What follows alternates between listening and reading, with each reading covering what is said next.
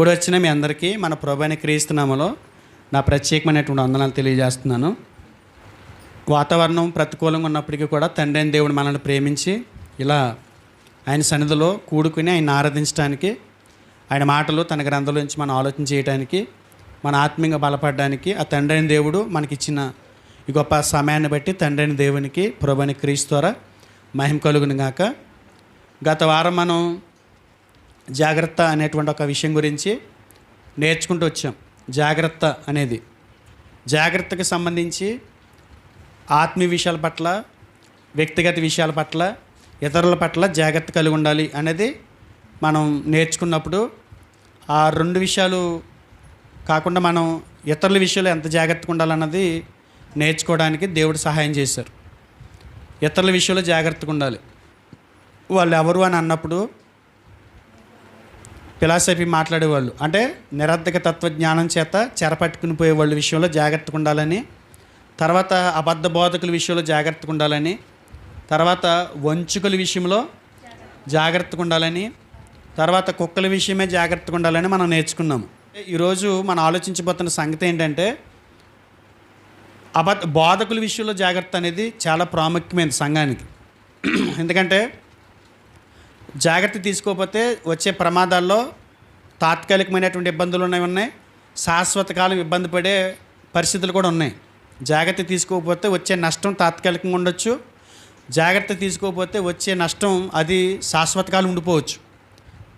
కనుక ఈ లోక సంబంధమైనటువంటి విషయాల్లో జాగ్రత్త కలిగి ఉండాలి అని చెప్పడం మాత్రమే కాకుండా ఆత్మీయ విషయాల్లో కూడా జాగ్రత్త కలిగి ఉండాలనేది మనం ఆలోచన చేస్తూ గత వారం అది ముగించుకున్నాం. మనం దేవుని చిత్తమైతే మరొక వారం ఎలాంటి బోధలు చేస్తున్నారు, అసలు అది బైబిల్ ఏం చెప్పింది, వీళ్ళు ఏం బోధిస్తున్నారు, వంచుకులు కానీ ఈ నిరర్ధక తత్వజ్ఞానం చెరపట్టుకుని పోయేవారు కానీ అబద్ధ బోధకులు కానీ ఏం బోధిస్తున్నారు అనేది మనం నేర్చుకోవాలి అని గత వారం అక్కడితో ఆఫ్ చేసాం. ఈరోజు దాని కొనసాగింపుగా క్రైస్తవుడు ఎప్పుడు కూడా ఆత్మీయ విషయాల్లో బలపడుతూ సిద్ధాంతపరమైనటువంటి విషయాల పట్ల కూడా అవగాహన కలిగి ఉండాలి. ఏది పడితే అది వినకూడదు, ఏది పడితే అది విని ఆచరించకూడదండి, ఫాలో అవ్వకూడదు దాన్ని. అసలు బైబిల్ అలా ఉందా లేదా అనేది పరిశోధించుకోవాల్సినటువంటి బాధ్యత మన మీద ఉంది. ఇది చెప్పే ముందు ఒక వచనం చూసి మనం ముందుకు వెళ్దాం. యోహాన్ గారు రాసిన మొదటి పత్రిక 4వ అధ్యాయం 1వ వచనం. ప్రియులారా, అనేకులైన అబద్ధ ప్రవక్తలు లోకములోనికి బయలు వెళ్ళి ఉన్నారు గనుక ప్రతి ఆత్మను నమ్మక, ఆయా ఆత్మలు దేవుని సంబంధమైనవో కావో పరీక్షించుడి అన్నాడు. ఆయా ఆత్మలు, ప్రతి ఆత్మను నమ్మొద్దు, ఆయా ఆత్మలు దేవుని వాక్యాన్ని బోధిస్తున్నటువంటి ఆయా ఆత్మలు దేవుని సంబంధమైనవో కావో పరీక్షించుడి అన్నాడు. అంటే పరీక్షించి పాటించాల్సినటువంటి ఒక జాగ్రత్త దేవుడు మనకి చెప్తున్నాడు.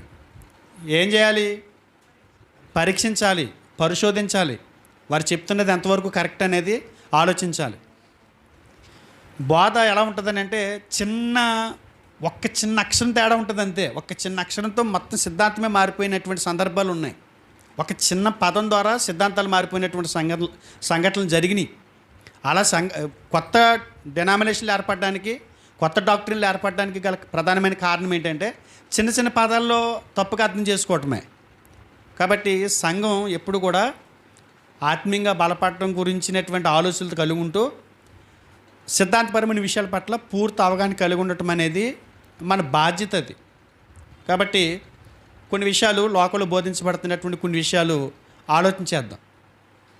పేతురు గారు ఒకనొక సందర్భంలో క్రీస్తు వారితో ఆయన పరిసరలో పాలుభాగస్తుడిగా ఉంటూ ఆయనకి పక్కనే ఉండి నేర్చుకుంటూ ఆయనకి సహకారిగా ఉంటున్నటువంటి ఒక సందర్భంలో పేతురు గారు యేసుప్రభు వారిని అడిగినటువంటి ఒక సంఘటన, అది చదువుకున్న తర్వాత అంశానికి టైటిల్ ఏంటి చెప్తాను, దాన్ని మనం ముందుకి కొనసాగించుకుందాం.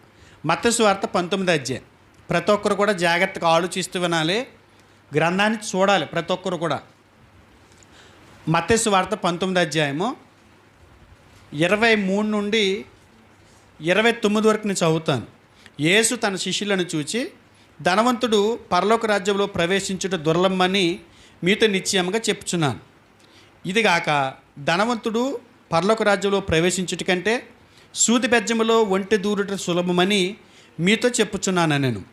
శిష్యులు ఈ మాట విని మిక్కిలి ఆశ్చర్యపడి అలాగైతే ఎవడు రక్షణ పొందగలడని అడగగా యేసు వారిని చూసి, ఇది మనుషులకు అసాధ్యమే కానీ దేవునికి సమస్తము సాధ్యమని చెప్పాను. పై సందర్భం ఏంటంటే, ఒక యవనస్తుడైనటువంటి ఒక ధనవంతుడు దేవుని రాజ్యంలోకి వెళ్ళాలంటే నేను ఏం చేయాలని అడిగినటువంటి సందర్భం ఇది. యేసుప్రభువు వారు ఆయనతో కొన్ని విషయాలు మాట్లాడిన తర్వాత ఆ ధనవంతుడిని మెచ్చుకుంటూ, నీకు పరలోక రాజ్యంలో ప్రవేశించడానికి ఏం ఆటంకం లేదు, ఒకటి మాత్రం కొదవగా ఉంది, ఆ ఒక్కటి వదిలొస్తే నువ్వు దేవుని రాజ్యంలో ప్రవేశిస్తావు అని అన్నప్పుడు ఏంటని అడుగుతాడు. నీకున్నదంతా అమ్మేసి పేదలకు పనిచేసి బీదలకు పనిచేసి నన్ను వెంబడించు, నీకు దేవుని రాజ్యం దొరుకుతుందన్న చెప్తున్నటువంటి సందర్భం అనమాట. ఈ 12 మంది శిష్యులు యేసుప్రభువు వారితో ఈ మాటలు వింటున్నారు కదా. అలా అనుకుంటే ఎవరికి సాధ్యమవుతుంది? ఎవరు అమ్మేసుకుని వస్తారు? ఎవరు అమ్మేసుకుని మొత్తం అన్ని వదిలేసుకుని నిన్ను వెంబడిస్తారు అని ఒక డౌట్ రేజ్ అయింది. దానికి రేజ్ అయినప్పుడు ఇది ఎలా సాధ్యము అని మాట్లాడుతున్నటువంటి సందర్భంలో ధనవంతుడైతే వదిలి వెంబడించడానికి ఇష్టపడలేదు. అది ఎవరికి సాధ్యం కాదు, ఎందుకంటే అది ఒక కఠినమైనటువంటి పరిస్థితి. అంత వదిలి ఎవరు వస్తారు? అంత వదిలి ఎవరు రారు. ధనవంతుడైతే వెళ్ళిపోయాడు. ఇలా చెప్పుకుంటూ వెళ్తే మేము 12 మంది తప్ప నీకు ఎవరు మిగలరు అన్నట్టుగా ఆయన మాట్లాడుతున్నట్టు ఉంది. ఎవరు రారు అన్నప్పుడు యేసుప్రభువు ఏమంటున్నాడు? అమాయకంగా మాట్లాడకు, ఇది మనుషులకి అసాధ్యమేమో కానీ దేవునికి అసాధ్యమైంది ఏమీ లేదు. దేవునికి సాధ్యమే, రప్పించుకోగలడు. కొన్ని కోట్ల మంది ఆ రాజ్యంలోనికి ప్రవేశించడానికి వారు సర్వస్వాన్ని వదిలొస్తారన్నట్టుగా యేసుప్రభువు వారు స్పందిస్తూ మాట్లాడారు. అప్పుడు ఆ మాటకి పేతురు గారికి అవునా ఇది జరిగిద్దా అని ఆశ్చర్యపోతూ, సరే ఎవరి గురించి పక్కన పెట్టేద్దాం, ఎవరో వదిలొస్తారన్న సంగతిని పక్కన పెడదాం, మేము సమస్తం విడిచిపెట్టేశాం. ధనవంతుడైతే విడిచిపెట్టలేదు, ధనవంతుడు విడిచిపెట్టడానికి ఇష్టపడక వెళ్ళిపోయాడు. మేమైతే సమస్తాన్ని విడిచిపెట్టి నేను వెంబడించాం, మాకేంటి అని స్పందిస్తూ మాట్లాడుతున్నట్టు కనపడుతుంది. ఒకసారి అక్కడికి వెళ్దాం. 27వ వచనం. పేతురు, ఇదిగో మేము సమస్తం విడిచిపెట్టి నిన్ను వెంబడించితిమి గనుక మాకేమి దొరుకునని ఆయనను అడగగా, మేమైతే అన్ని వదిలేసాం. పేతురు గారిని అండి మేము అన్ని వదిలొచ్చేసామంటే, పేతురు గారు ఆయన వృత్తి ఏంటి? చేపలు పట్టుకునే వృత్తి కదా. సాధారణంగా చేపలు పట్టుకునే వాళ్ళు అంటే మన భావాలు ఏంటి చెప్పాలి? లేనోళ్ళు, పేదవారు, వాళ్ళు ఏ రోజుకి ఆ రోజు కష్టపడి తెచ్చుకుంటేనే బ్రతుకుతారు, ఇదే కదా మన భావాలు. ఏంటి? సమస్తాన్ని విడిచిపెట్టి వచ్చేసాడంటే వలలు వదిలి వచ్చేసాడు అనుకుంటాం మనం, అంతే కదా. వల వదిలేసి వచ్చేసి యేసుప్రభువు వారిని ఏమని అడుగుతున్నాడు? మేము సమస్తం వదిలేసామని చెప్తున్నాడు. నేను ఒక విషయం చెప్పనా, చేపలు పట్టుకునే వాళ్ళు అని అంటే నా దగ్గర ట్రైనింగ్ అయిన వాళ్ళు ఉన్నారు కాబట్టి నేను మాట్లాడుతున్నాను. వాళ్ళు విడిచిపెట్టి వచ్చినటువంటి ఒక్క వల 10 నుంచి 12 లక్షలు ఉంటుంది. ఆ 10-12 లక్షలు ఉంటే పెద్ద బిజినెస్ పెట్టుకుని బతుకుతాం మనం. ఆ 10 లక్షలు లేకే పని చేసుకుంటున్నాం, చేతి వృత్తి చేసుకుంటున్నాం. నేను విమర్శించడానికి మాట్లాడట్లా. అంటే వదిలి వచ్చేసాడంటే ఏం వదిలి వచ్చేసాడంటే ఆ వల్ల వదిలి వచ్చి ఉంటాడు అనుకుంటారు మీరు. పైకి ఇంకొకటి ఏంటంటే, చేపలు పట్టుకునే ఈ వేటగాళ్ళకి దోణులు ఉంటాయి, అంటే బోట్లు ఉంటాయి. ఒక్కొక్క బోట్ ఎంత ఉంటుందో తెలుసండి? మినిమం 15 లక్షల నుంచి అబోవ్, అంటే 15 లక్షలు ఉంటేనే బోట్ కొనుక్కోగలడు. 15 లక్షల లోపు బోట్లే ఉండవు తెలుసండి. ఒకవేళ ఉంటే కనుక పడవలు ఉంటాయి. ఆ పడవలో ఎందుకంటే ఈ సముద్రానికి బయట ఇవి వస్తాయి కదా, ఏంటి బయటకు పాయలు వస్తుంటాయి కదా, ఆ పాయల దగ్గర ఏదో చిన్న చిన్న చేపలు పట్టుకుని చేసేవాళ్ళే. కానీ పేతురు గారు కానీ, అంద్రేయ గారు కానీ, యోహాన్ గారు కానీ, యాకోబు గారు కానీ, వీళ్ళందరూ కూడా సొంత దోణులు కలిగిన వాళ్ళు. అప్పట్లోనే 2000 సంవత్సరాల క్రితమే ఒక దోణి కలిగి వాళ్ళు దాన్ని నడిపించగలుగుతున్నారంటే వాళ్ళు ఎంతో ఉన్నవాళ్ళు. పేతురు గారు వీళ్ళంతా శిష్యులు యేసుప్రభువుని వెంబడించిన వారిలో మ్యాక్సిమం అందరూ కూడా ఒక స్థితి కలిగిన వాళ్ళే. అవి వదిలొచ్చేసాడనంటే ఏదో ₹2-2 వ్యాపారం వదిలొచ్చేసాడు అనుకోకండి.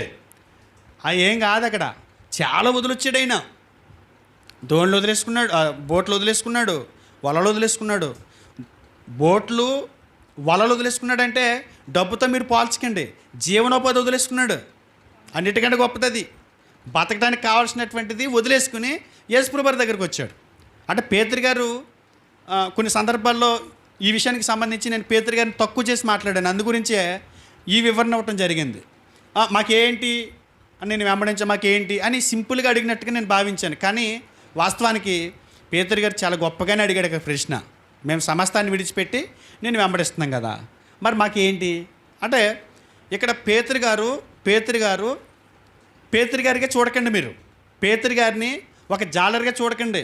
పేతురు గారిని ఒక వ్యక్తిగా చూడకండి. పేతురు గారిని సమస్తాన్ని వదిలి యేసుక్రీస్తు వారిని వెంబడించడానికి ఇష్టపడటానికి ముందుకు వచ్చినటువంటి ప్రజలందరికీ ఒక నాయకుడిగా, ప్రతినిధిగా మీరు చూడండి.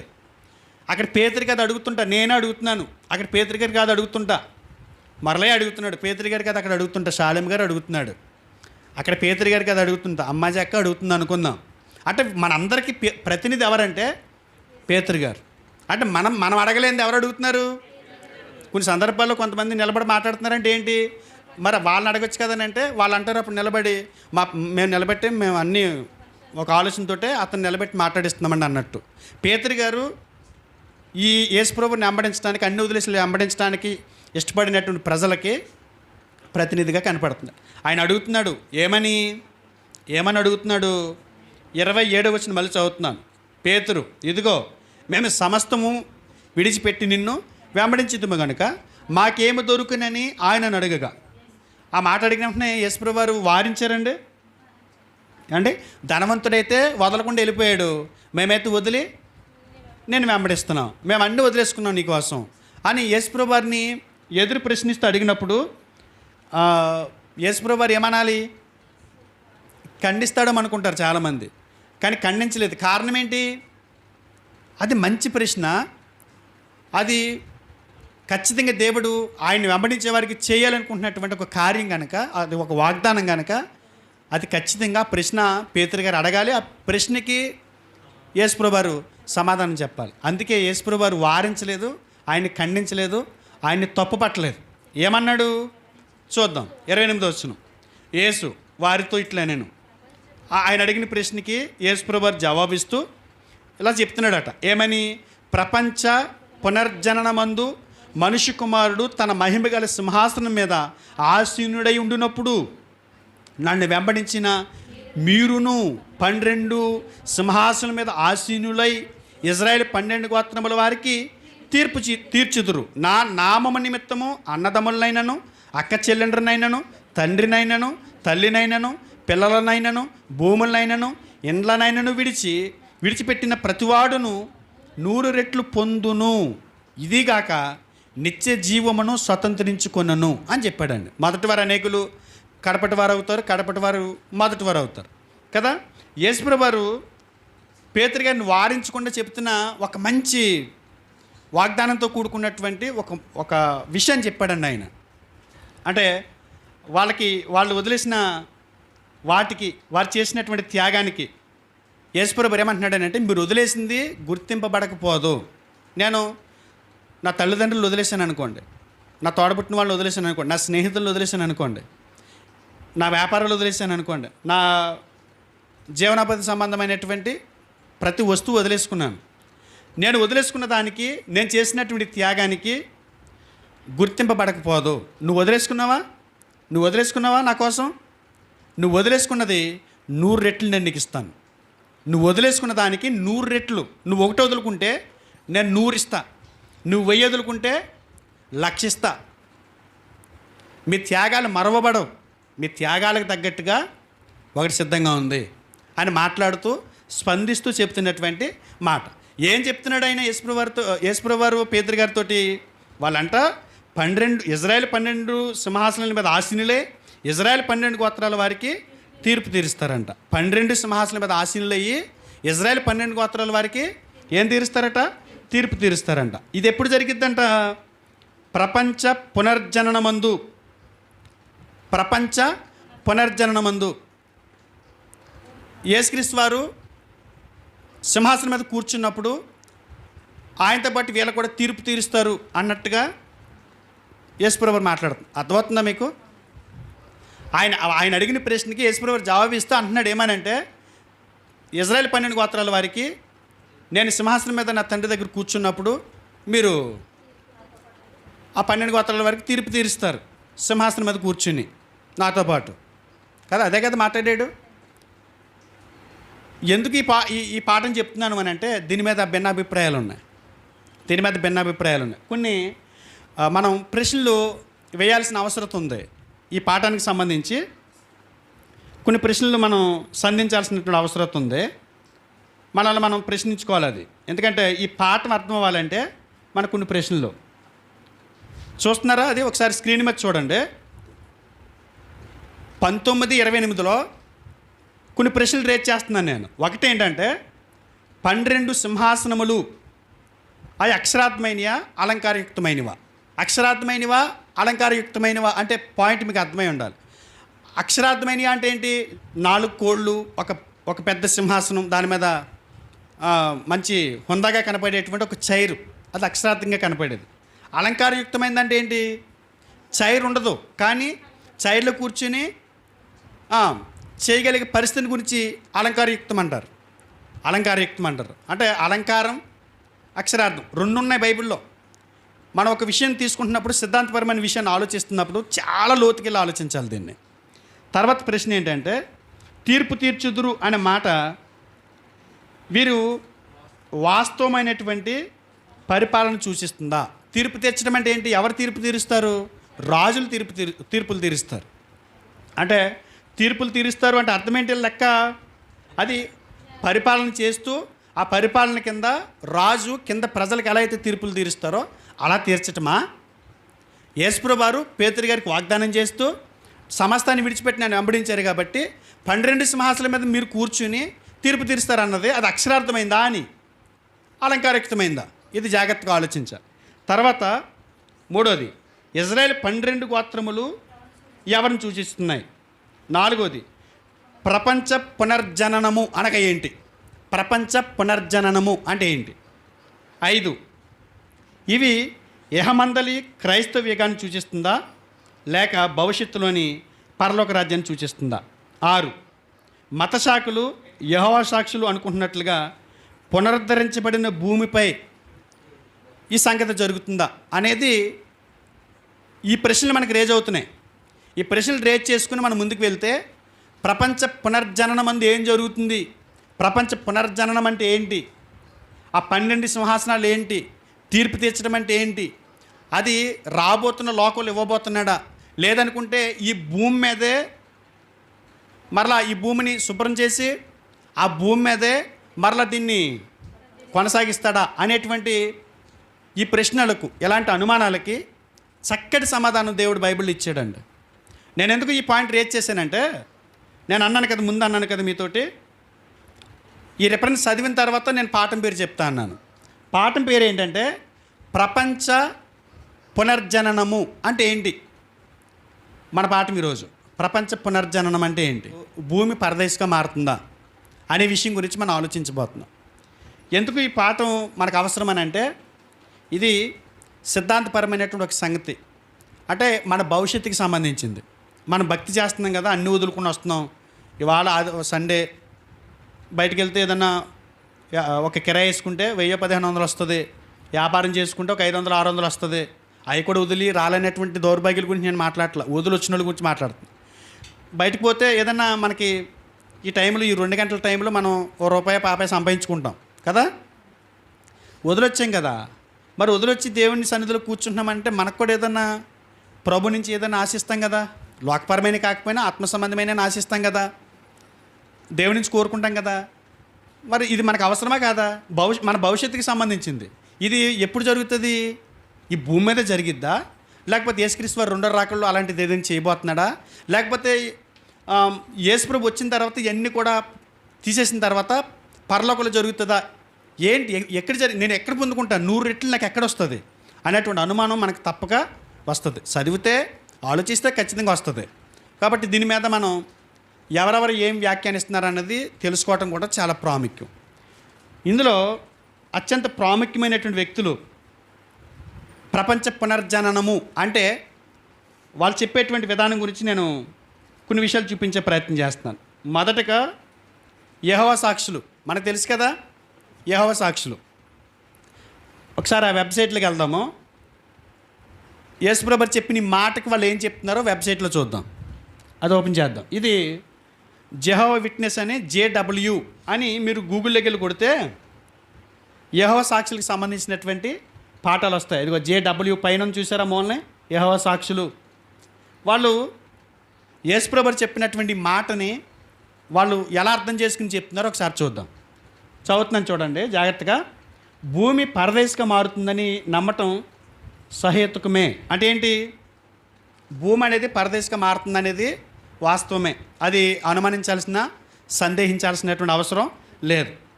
వాళ్ళు ఏమంటారంటే, చరిత్ర అంతటిలోనూ కోట్లాది మంది తాము చివరికి భూమిని విడిచి పరలోకానికి వెళ్తామని విశ్వసిస్తారు. అంటే మన విశ్వాసం ఏంటి? మన నమ్మకం ఏంటి? ఇలా చూడాలి. మన నమ్మకం ఏంటి? పరలోకానికి వెళ్తామనేనా? భూమి మీద యేసుప్రభుని ఎందుకు నమ్ముతున్నాం? పరలోకానికి వెళ్తామనే కదా. అదే చెప్తున్నారు వాళ్ళు. పరలోకానికి వెళ్తామని ఈ భూమి మీద ఉన్న కోట్లాది మంది ప్రజలు విశ్వసిస్తున్నారంట.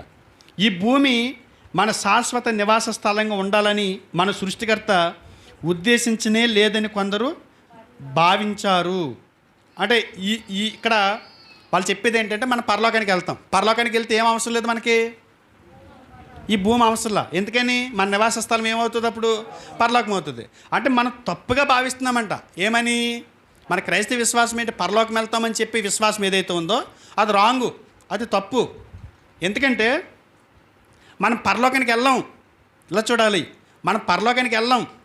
ఎక్కడో అక్కడికి తీసుకెళ్ళి అక్కడ పెడతాడని మీరు అనుకోకండి, పొరపాటు పడుతున్నారు మీరు అని మాట్లాడుతూ ఆ లైన్ కంటిన్యూ చేస్తున్నాను. సన్యాసులు ఇంకొక అడుగు ముందుకు వెళ్ళి, సన్యాసులు అంటే తిట్టుగా అది సన్యాసులు అంటే దేవుని కొరకే ఇక జీవితాన్ని సమర్పించేసుకుని వారి జీవితాన్ని త్యాగం చేసినటువంటి వ్యక్తులు ఎవరైతే ఉంటారో వాళ్ళని సన్యాసులు అంటారు కదా. ఏమంటే సన్యాసులు ఇంకో అడుగు ముందుకు వెళ్ళారు. వారిలో చాలామంది ఈ భూమి మరియు దానిలోని భౌతికమైనవన్నీ చెడ్డవని, అంటే అవి నిజమైన ఆధ్యాత్మిక సంతృప్తి, దేవునితో సాన్నిహిత్యం పొందకుండా అడ్డుపడతాయని భావించారు.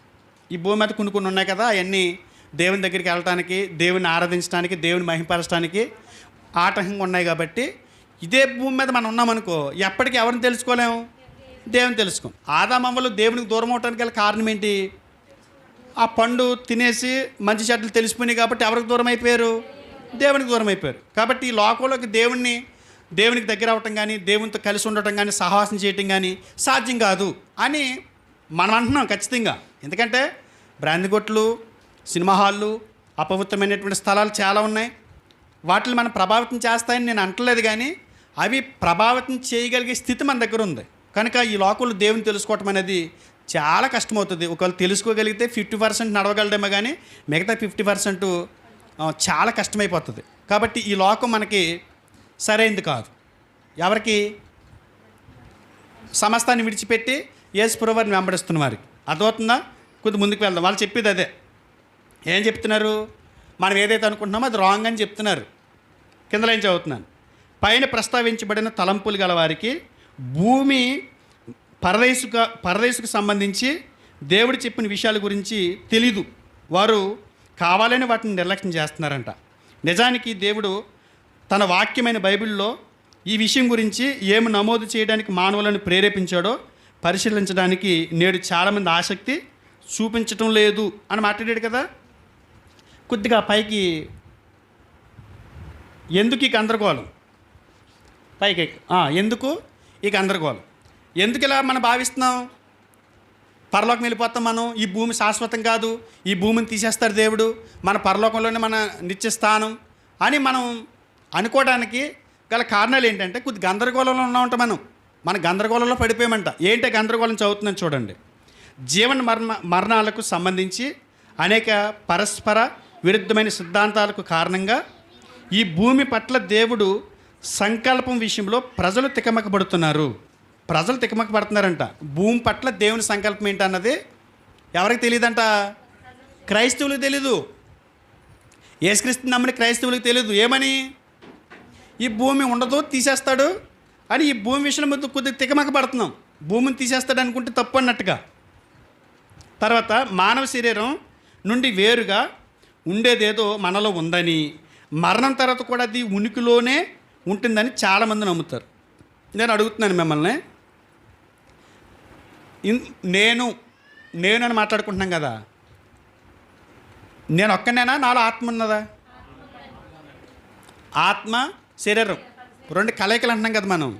అది తప్పంట. ఆత్మ వేరు, శరీరం వేరేం కాదంట. ఒకవేళ ఆత్మ వేరు, శరీరం వేరు అనుకోండి, శరీరం భూమిలో పాతి పెడుతుంది, ఆత్మ గమ్యస్థానానికి వెళ్తుంది. ఎక్కడ పరలోకం వెళ్తుందా లేకపోతే నరకానికి వెళ్తుందా అని మనం డిసైడ్ చేయలేం. మనం చెప్పుకునేది ఏంటి, ఈ శరీరంతో చేసినటువంటి క్రియలకి ఆత్మకి శిక్ష పడుతుంది, శరీరంతో చేసిన మంచి పనులకి ఆత్మ విడుదల పొందుతుంది అని మనం మాట్లాడుకుంటాం. వాళ్ళు ఏమంటారంటే అసలు ఆత్మ అనేది లేదు. ఇప్పుడు మనం అందరం ఎవరమంటే జీవులు. వాళ్ళు అదే చెప్తున్నారు అక్కడ యెహోవా సాక్షులు. మరొకసారి చదువుతున్నాను చూడండి.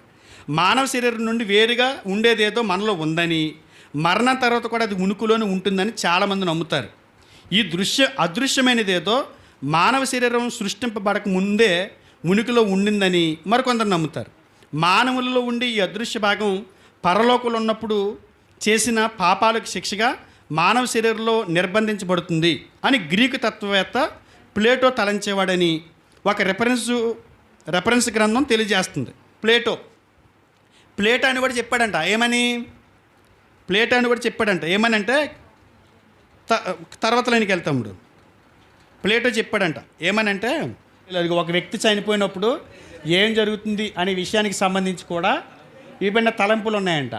హిస్టరీ ఆఫ్ వెస్టర్న్ ఫిలాసఫీ అనే పుస్తకం ప్రకారం చనిపోయిన వారు పాతాళానికి వెళ్తారు అని ఐగుప్తులు నమ్ముతారంట. ఆ తర్వాత చనిపోయిన వారు పాతాళానికి వెళ్ళరు, కానీ ఉన్నతమైన ఆత్మ జగత్తుకు ఆరోహణమవుతారని తత్వవేత్తలు వాదించారంట. ఇందులో సాక్రటీస్ ఉన్నాడంట, ప్లేటో ఉన్నాడంట. తత్వవేత్తలు అంటే గ్రీక్ తత్వవేత్తలు ఏం చెబుతున్నారంట, మన ఆత్మ ఎక్కడికి వెళ్తుంది, వెళ్తే దేవుడి దగ్గరికి వెళ్తుంది, లేదనుకుంటే పాతాళానికి వెళ్తుంది. ఎవరు చెప్పారంటే ఇది గ్రీక్ తత్వవేత్తలు చెప్పారంట. అలాగే ఐగుప్తులు కూడా నమ్మకం అదేనంట. ఏంటంటే వాళ్ళ నమ్మకం, ఈ దేహం ఇక్కడ పాతి పెట్టేస్తుందేమో కానీ ఈ దేహాన్ని నడిపించినటువంటి ఒక అదృశ్య శక్తి ఒకటి ఉంది, ఆత్మ ఉంది. ఆ ఆత్మ ఏదో ఒక స్థలానికి వెళ్ళాల్సి ఉంది అని వీళ్ళు నమ్ముతారంట. ఎవరు ఈ ఫిలాసఫీ తత్వవేత్తలు ఎవరైతే ఉన్నారో వాళ్ళు, గ్రీక్ తత్వవేత్తలు ఎవరైతే ఉన్నారో వాళ్ళు, ఎవరో వీళ్ళు సాక్రటీసు, ప్లేటో వీళ్ళంతా నమ్ముతారంట. తర్వాత ఐగుప్తులు కూడా నమ్మకం ఉందంట. ఏమంటే వాళ్ళు నమ్ముతారు లేదు కాసేపు పక్కన పెడదాము, వాళ్ళు నమ్ముతారు లేదు పక్కన పెడదాం. వాళ్ళు నమ్మితే ఒకవేళ నిజం నమ్మారనుకోండి, నిజమే వాళ్ళు నమ్మింది నిజమే అనుకోండి, మన అబద్ధం అందామా? అందరూ కుడి చేతి తింటుంటే వాళ్ళందరూ కుడి చేతి తింటున్నారు కాబట్టి నేను ఎడం చేతి తింటాను అంటామా? అనం కదా. నిజాన్ని నిజంగా నిర్భయంగా ఒప్పుకోవాలి. ఒకవేళ వాళ్ళ శాస్త్రాన్ని బట్టి వాళ్ళు ఏదో చెప్పారేమో కానీ అది బైబిల్ యేసుప్రభువు చెప్పిన దానికి దగ్గరికి ఉందన్న సంగతి మనం జ్ఞాపకం చేసుకోవాలి. వీళ్ళు ఏమంటారంటే అదృశ్య లోకం అనే దానికి లేదు. మన ఆత్మ శరీరాన్ని వదిలేసిన తర్వాత ఎక్కడికి వెళ్దు, పరలోకానికి కానీ పాతాళానికి కానీ వెళ్దు. కారణం ఏంటంటే వీళ్ళు చెప్పడానికి గల కారణం ఏంటంటే కిందకి బైబిల్ ఏమని చెబుతుందని ఉంది కదా. బైబిల్ ఏమని చెబుతుంది, ఆదికాండం 2:7 దేవుడు ఆదాముని ఎలా చేశాడని ఉంది అక్కడ. నేలమంటుతో నరుని నిర్మించి వారి నాసికారంధ్రములో జీవవాయువును ఊదగా నరుడు జీవాత్మాయను అన్నది కదా.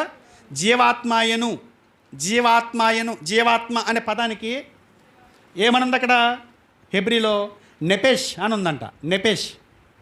ఏమనుంది? నెపెష్ అనే పదం ఎవరిని చేసినప్పుడు దేవుడు వాడాడు పదం, నరుని చేసినప్పుడు. అంటే నరుడు అంటే ఎవరు, అదే వేరే ఎక్కడ ఉన్నాడు కదా, అంగారగ్రహం ఏం లేడు కదా, మనమే కదా మనుషులం అంటే కదా. ఆదికాండం తీయక్కర్లొద్దులే, ఆదికాండం 1:20-21 చేపలు చేసినప్పుడు కూడా నెప్పెస్ అనే పదం వాడాడు. చేపలు చేసినప్పుడు కూడా ఏం వాడాడు, నెప్పెస్ అనే పదం వాడాడు. 24 భూజంతువులు చేసినప్పుడు కూడా నెప్పెస్ అనే పదమే వాడాడు. తర్వాత జాగ్రత్తగా చూస్తే అక్కడ మురగాలకు కూడా ఏం వాడాడు, మురగాలకు కానీ చేపలకు కానీ జంతువులకు కానీ వాటిని చేసినప్పుడు నెపెస్ అనే పదం వాడాడు. ఆ నెపెస్ అనే పదం ఇంకెక్కడ వాడాడు, మనుషులు చేసినప్పుడు కూడా వాడాడు. అంటే ఇప్పుడు ఇలా చూడాలి, నెపెస్ అనే పదం మనుషులు చేసినప్పుడు వాడాడు కదా, మరి మనుషులు చేసినప్పుడు వాడినప్పుడు మరి జంతువులు కూడా ఏముండాలి, వాటిని చేసినప్పుడు నెపెస్ అనే పదం వాడాడు, మనల్ని చేసినప్పుడు నెపెస్ అనే పదం వాడాడు. అంటే మనకు ఆత్మ ఉందని ఒప్పుకున్నాం అనుకోండి, జంతువులు కూడా ఆత్మ ఉంది అంటే జంతువులు కూడా పరలోకం వస్తాయి, రావాలి.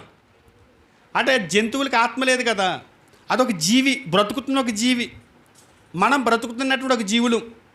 యెహోవా సాక్షులు చెప్పారు, మనం భూమిలో పాతి పెట్టబడతాం, చనిపోయిన వాళ్ళని భూమిలో పాతి పెట్టబడతాం.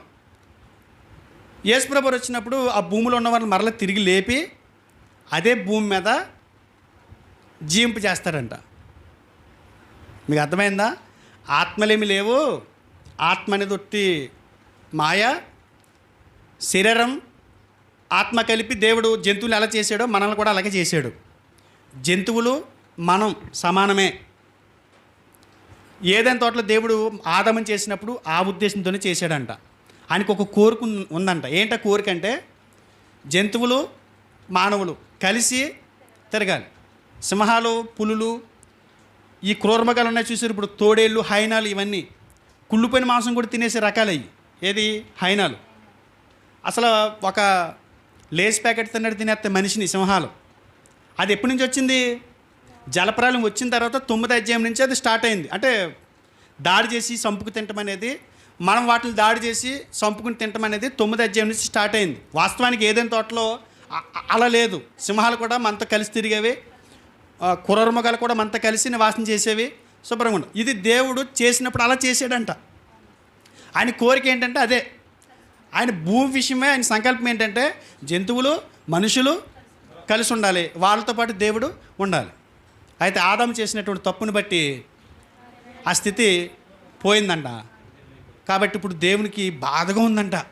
ఏంటి ఆ బాధ అని అంటే, నేను ఏదైనా తోటలో ఏ ఉద్దేశం చెప్పినైతే ఈ భూమిని చేసి ఈ ప్రజల్ని, జంతువుల్ని ఈ తోటలో పెట్టానో అలాంటి ఒక వాతావరణాన్ని మరలా ఇవ్వాలి. అంటే ఈ భూమిని తీసేడు. అంటే మనం ఏదైనా ఒక చపాతీ చేసుకున్నాం అనుకోండి, చపాతీకి ఎంత పిండి పడుతుంది? ఒక 10 చపాతీలకి ఎంత పిండి పడుతుంది? మీరు చెప్పాలి. ఇంత పిండి పడుతుందా? ఇంత పిండికి 10 చపాతీలు చేసేస్తారు మీరు. వీళ్ళని అడగాలి, మనం చేయం కదా, వీళ్ళని అడుగుతుంది. ఇంత పడుతుంది కదా. ఓ పావు కేజీ ఎంత ఉంటుంది? పావు కేజీ ఎంత ఉంటుంది? అక్క బాగా చెప్పింది, ఎంత ఉంటుంది. రేట్ అడుగుతున్నా.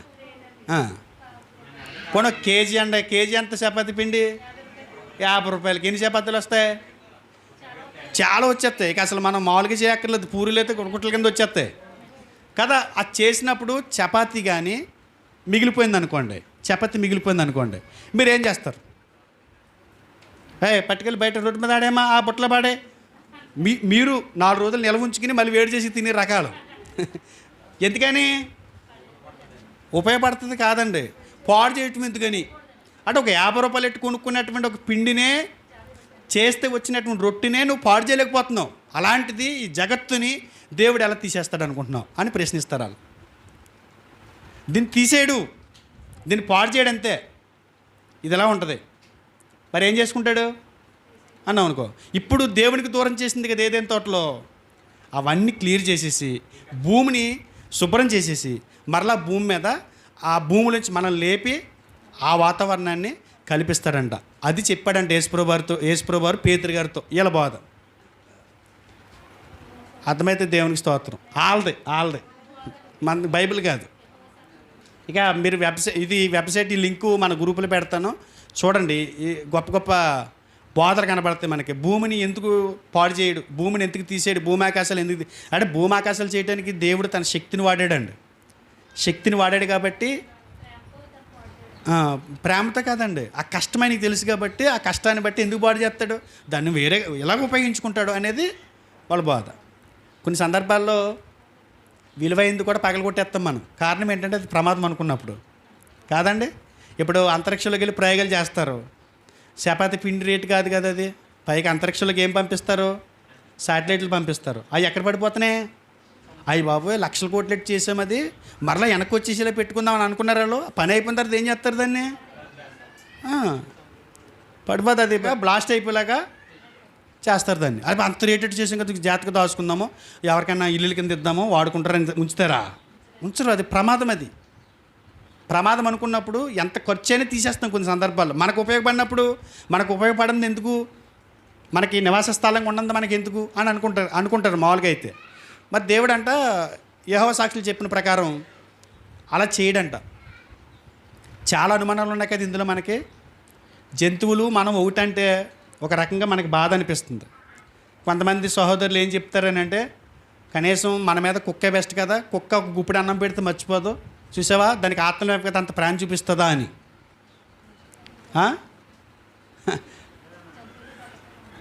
చూద్దాం అలా అట్లా ఆత్మలు ఎక్కడికి వెళ్తాయి, అట్లకి ఆత్మలు ఉన్నాయా, నెపెస్ అనే పదం ఎందుకు వాడాడు, ఇవన్నీ కూడా మనం పరిశీలించాల్సినటువంటి అవసరం ఉందండి. వాళ్ళు ఏమంటున్నారు, జంతువులు చేసినప్పుడు నెపెస్ అనే పదం ఉంది, మనుషులు చేసినప్పుడు కూడా నెపెస్ అనే పదం ఉంది. కాబట్టి ఈ విషయంలో వాళ్ళకి మించి మనకి ప్రత్యేకత అంటే ఏమీ లేదు. వాళ్ళకి మించి మన దగ్గర ప్రత్యేకత ఏమీ లేదు. మనం ఎవరిలాగా చేయబడ్డాం, జంతువులాగా చేయబడ్డాం. నేనేమంటానంటే యెహోవా సాక్షులకు అర్థం కానిటువంటి ఒక విషయం ఏంటంటే, యేసుప్రభు వారు ఈ భూమి మీదకి వచ్చేంత వరకు తెలిసిన ప్రతి విషయం కూడా చిన్నదే. మీకు అర్థమవుతుందా? యేసుప్రభు వారు ఆ లోకాన్ని విడిచిపెట్టి ఈ భూమి మీదకి శరీరధారిగా వచ్చేంత వరకు ఈ మానవ జాతికి, భక్తులు అనుకున్న వారికి తెలిసిన ప్రతి విషయము కూడా 100లో 1% తెలుసు. ఏం తెలిసినా, ఏమన్నా, భక్తులు ఏం మాట్లాడినా, భక్తులు ఏం రాయించినా. ఎందుకనంటే మర్మయుక్తమైనవి ఎప్పుడు బహిర్గతమైనవి, ఎప్పుడు వెలుగులోకి వచ్చినాయి? ఒకసారి తిమోతికి రాసిన 2వ పత్రిక 1వ అధ్యాయం, తిమోతికి రాసిన 2వ పత్రిక 1వ అధ్యాయము 10వ వచనం, మన క్రియలను బట్టి కాక తన స్వకీయ సంకల్పమును బట్టి అనాది కాలముననే క్రీస్తు యేసునందు ఆఖరిని చదువుతున్నాను చూడండి. ఆ క్రీస్తు యేసు మరణమును నిరర్ధకము చేసి జీవమును అక్షయతను సువార్త వలన ఎక్కడికి తెచ్చాడు అంటే, అంతకు మునుపు ఎక్కడున్నాయి? చీకట్లో ఉన్నాయి. అంటే ఆత్మని, ప్రాణమని, జీవమని వీటికి పూర్తి అవగాహన మనుషులకి లేదు.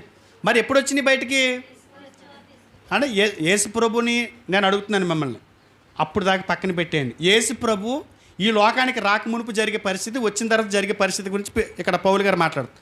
ఉదాహరణకు మనమే ఉన్నాం.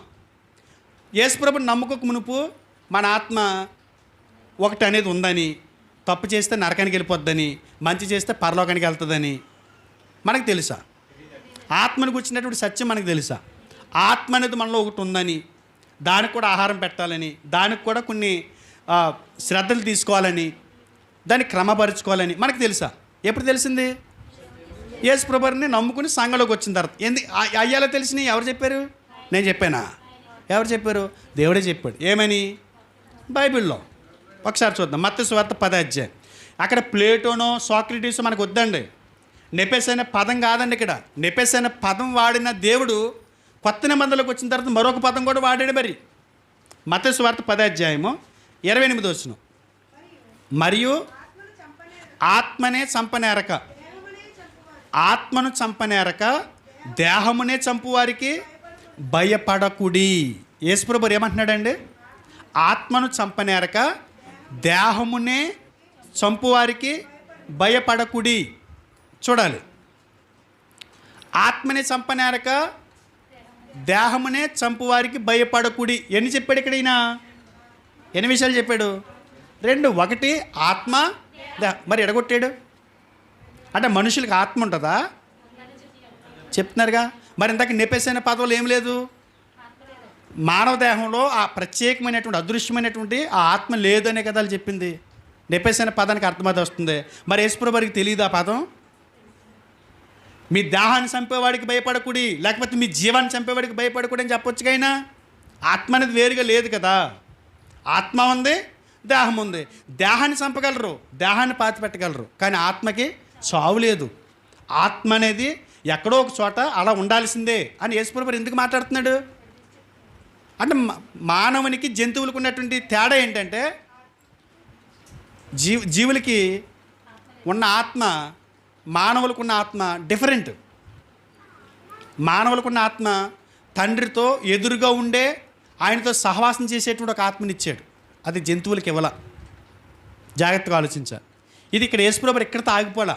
యేసుప్రభు చెప్పినటువంటి మాటలకి ప్రభావితులై ఆయన్ని బోధన అంగీకరిస్తూ పరిశుద్ధాత్మ ప్రేరేపణ ద్వారా మాట్లాడుతూ, తర్వాత పత్రికల్లో చెప్పినటువంటి పౌలు గారు కానీ, యోహాను గారు కానీ, ఇలాంటి పెద్ద పెద్దలందరూ మాట్లాడారు. ఆ విషయాలు చూద్దాం. యేసుప్రభు వారు మాట్లాడిన మరొక మాట కూడా చూద్దాం.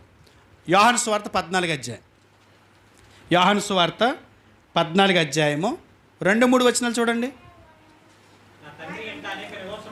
నా తండ్రి ఇంట అనేక నివాసములు కలవు, లేని ఎడల మీతో చెప్పుదును, మీకు స్థలము సిద్ధపరచి వెలుచున్నాను. నేను వెళ్ళి, చూడండి, మీకు స్థలము సిద్ధపరచడానికి వెళ్తున్నాను.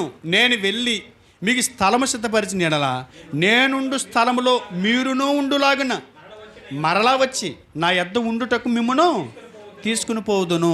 ఎక్కడికి తీసుకుపోతాడు? మరి వీళ్ళేం చెబుతున్నారు? భూమి మీద ఉంటాము, ఇక్కడే మారుతుంది, ఇక్కడే ఏదైనా తోటలాంటి ఒక మంచి వాతావరణాన్ని ఇస్తాడని చెప్తున్నారు కదా. మరి యేసుప్రభువు ఏమంటాడు? ఏం తీసుకెళ్తాడు? ఎవరిని తీసుకెళ్తాడు? ఎలా తీసుకెళ్తాడు? పరలోకానికి వెళ్తే పరలోకంలో రక్తమాంసాలు స్వతంత్రించుకుంటాయా? రక్తమాంసాలు పరలోకంలో ఉండగలవా? ఆ వాతావరణానికి ఈ శరీరం సరిపోతుందా? కాబట్టి ఏం చేస్తున్నాడు? మన ఈ శరీరాన్ని ఆయన మహిమగల శరీరంగా సమరూపంగా మార్చుకుని అక్షయ శరీరాన్ని ఇచ్చి పరలోకానికి తీసుకెళ్ళడానికి నేను అక్కడ రెడీ చేస్తున్నాను, మరలా వచ్చి మిమ్మల్ని తీసుకెళ్తానని చెప్పారు. మరి ఈ మాట అబద్ధం అవుతుంది అప్పుడు? అర్థమవుతుందా? ఫిలిప్పీలకు రాసిన పత్రిక మొదటి అధ్యాయం. ఫిలిప్పీలకు రాసిన పత్రిక మొదటి అధ్యాయం. ఇక్కడ మీరు ఒక విషయం గమనించాలి. జంతువులు కూడా మీతో పాటు తీసుకెళ్తానని చెప్పలేదు ఆయన. జంతువులు రెడీ అవుతున్నాయి, వాటిని కూడా నేను అక్కడికి తీసుకెళ్తానని చెప్పలే. ఎందుకని? వాటి ఆత్మల గురించి కొత్త నిబంధన ఎక్కడ కూడా మాట్లాడలా. జంతువుల ఆత్మల గురించి కొత్త నిబంధన ఎక్కడ కూడా చర్చించలా, సమాచారం ఇవ్వలా. ఫిలిప్పీలకు రాసిన పత్రిక మొదటి అధ్యాయము 23వ వచనం. ఈ రెంటి మధ్యన, ఏ రెంటి మధ్యన? 22వ వచనం. శరీరంతో నేను జీవించుటయే నాకున్న పనికి ఫలసాధనమైన ఎడల నేనేమి కోరుకుందును నాకు, అంటే నేను శరీరంలో ఉన్నాను, నేను శరీరాన్ని వదిలేసి పరలోకం వెళ్ళిపోవాలి, యేసుక్రీస్తు వారితో ఉండాలని నాకు ఉంది. అయితే శరీరంలో ఉండే దేవుని పని చేయాలా, శరీరాన్ని వదిలేసి వెళ్ళిపోయి నేను క్రీస్తుతో ఉండాలా అనే విషయంలో నేను తర్జన భర్జన పడుతున్నాను, నలిగిపోతున్నాను, ఇరికిని పడిపోయాను అంటున్నాడు. అంటే శరీరాన్ని వదిలేస్తే వెళ్ళేది ఏంటి మరి? అంటే పౌలు గారు ఏం ఒప్పుకుంటున్నాడు ఇక్కడ? ఆత్మని తోటి ఉందంటున్నారు. యెహోవా సాక్షులు ఏమంటున్నారు? లేదంటున్నారు. అంటే వీళ్ళు వాళ్ళకి అర్థమైన దాన్ని బట్టి ముందుకు వెళ్తున్నారు, కొత్త నిబంధన వాళ్ళు నమ్మరు. అయితే ఈ విషయం ఏంటంటే, ఈ ప్రస్తావన, ఈ టాపిక్ ఎందుకు చెప్పాల్సి వస్తుందంటే, ఇది యెహోవా సాక్షులే కాదు, క్రీస్తు సంఘం కాకుండా మత శాఖలకు సంబంధించినటువంటి వాళ్ళ యొక్క నమ్మకం కూడా ఇదే. ఇందులో ఒకసారి అది కూడా చూద్దాము. ఫిలిప్పీలకు రాసిన పత్రిక 3:20. మన పౌరస్థితి పరలోకమందు ఉన్నది. మన పౌరస్థితి ఎక్కడుంది? పరలోకమందు ఉంది. 21వ వచనం. సమస్తమును తనకు లోపరుచుకున్న జాలని శక్తిని బట్టి ఆయన మన దేన శరీరమును తన మహిమగల శరీరముకి సమరూపం గలదానిగా మార్చును. అంటే ఈ పాడైపోయినటువంటి శరీరం ఎలా మారుతుంది? మహిమగల శరీరంగా మారుతుంది. పరలోకానికి తీసుకెళ్ళడానికి అక్కడ వాతావరణానికి కావాల్సినటువంటి అనుగుణంగా శరీరాన్ని మారుస్తారంట. ఈ భూమి మీద నివసించడానికి అనుగుణంగా కాదు. మరి అక్కడ యేసుప్రభువు వారు పేతురు గారితో చెప్పిన సందర్భం ఏంటి? అది ఆలోచించిపోయి ఇక్కడికి వచ్చాం మనం. అది ఆలోచించాలంటే ఈ వాదనలు మనకు తెలియాలి. లేదనుకోండి మనం డైరెక్ట్గా పాటలోకి వెళ్ళిపోమనుకోండి, వీళ్ళు ఎవరేమనుకుంటున్నారు, అసలు మీరు తప్పుగా ఆలోచిస్తున్నారని మనల్ని అంటారు. అంటే ఇప్పుడు మనకు అర్థమైంది ఏంటంటే, యెహోవా సాక్షులు చెప్పిన బోధ ప్రకారం వీళ్ళు చెప్పేది భూమి నాశనం అవ్వదు, ఈ భూమిని మరలా బాగు చేసి పునఃస్థితి స్థాపన, అంటే మరలా ఈ భూమి అంతా శుభ్రం చేసేసి ఈ భూమి మీదే మరలా దీన్ని ఏదైనా తోటని కొనసాగిస్తాడు. ఒక కొత్త వాతావరణం ఇక్కడ ఉంటుంది. ఆ వాతావరణం గురించి పేతురు గారికి యేసుప్రభువు వాగ్దానం చేస్తున్నారు అనేది వీళ్ళ బాధ. మతశాఖలకు సంబంధించి వీరిని ఫ్యూచరిటిక్ అప్రోచ్ అంటారు. ఫ్యూచరిటిక్ అప్రోచ్ అంటే భవిష్యత్ కాల విధానాన్ని అనుసరించేటువంటి వారి బోధ. అంటే 1000 ఏండ్ల పరిపాలన వాదులు అంటారు. 1000 ఏండ్ల పరిపాలన వాదులు అంటారు. ఎక్కువ శాతం మంది 1000 ఏండ్ల పరిపాలన భూమి మీద ఉందని నమ్ముతారు. వీళ్ళు చెప్పేది ఏంటంటే, బాబు బూట్లేదు పెట్టు, ఇదిగోండి ఇది బాబు బూట్లే గారు. అంటే మత శాఖలకు సంబంధించి భూమి మీద 1000 ఏండ్ల పరిపాలన ఉంది, యేసుప్రభువు రెండో రాకల్లో ఆ 1000 ఏండ్ల పరిపాలన స్థాపిస్తారు, 1000 ఏండ్లు ఇక్కడ ఉండి పరిపాలిస్తాడు, ఆ 1000 ఏండ్ల పరిపాలనలో మనం అందరం ఉంటాము అని నమ్మేటువంటి వారి యొక్క నమ్మకాన్ని బట్టి వాళ్ళు బోధించేది ఏంటంటే, 2వ పారాగ్రాఫ్ లాస్ట్ నుంచి చూద్దాము.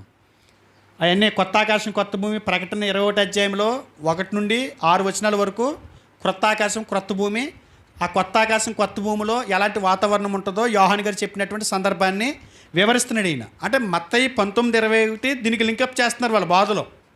2వ పారాగ్రాఫ్ చదువుతున్నాను చూడండి. 2వ పారాగ్రాఫ్, క్రొత్త సృష్టి ప్రారంభ సృష్టిలో ఉండబోతుంది. పరలోకము బహుశా పునరుద్ధరించబడిన ఏదైనా వనము వలె ఉంటుంది. దేవుడు, మానవుడు, జంతు పక్షాదులు, ప్రకృతి సృష్టి అంతా సహవాసం కలిగి మళ్ళీ ఆనందిస్తాయి.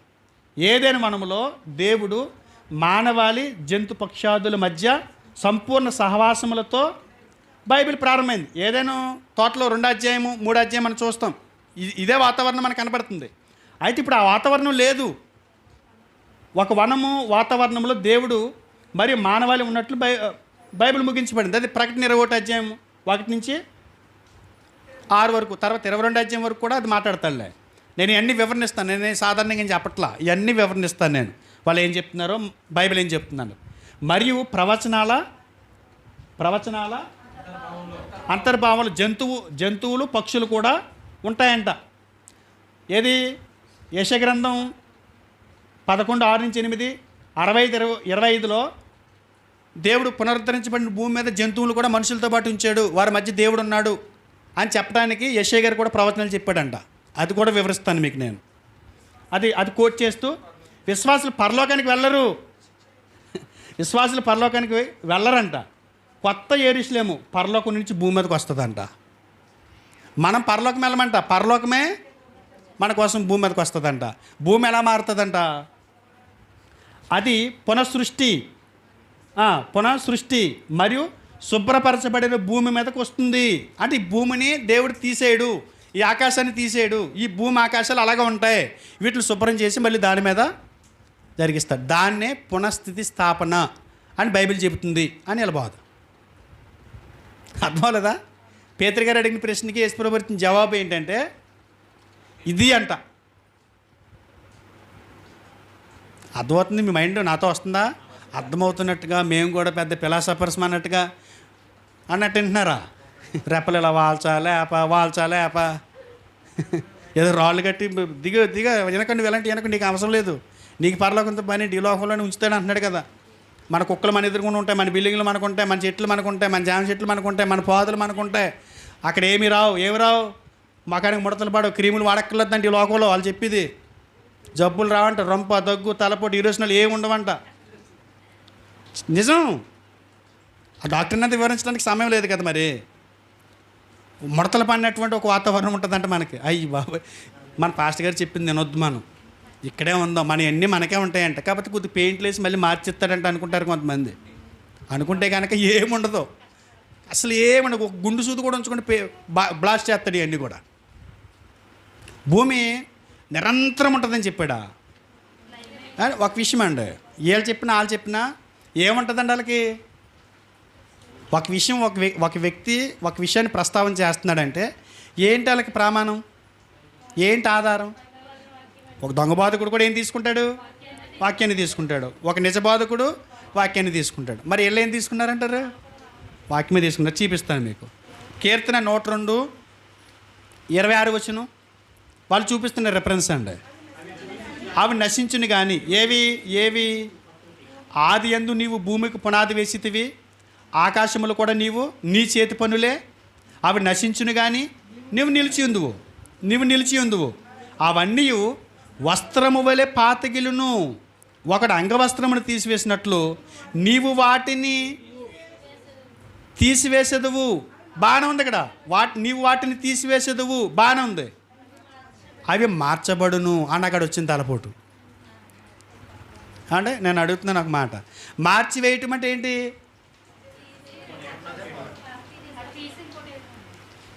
ఇప్పుడు అక్కడ 2 చైర్స్ ఉన్నాయి, పిల్లవాడు అల్లరి చేస్తున్నాడు కదా అని కొద్దిగా మార్చండి అన్నాను అనుకోండి, ఎక్కడికి మారుతాడు ఆయన?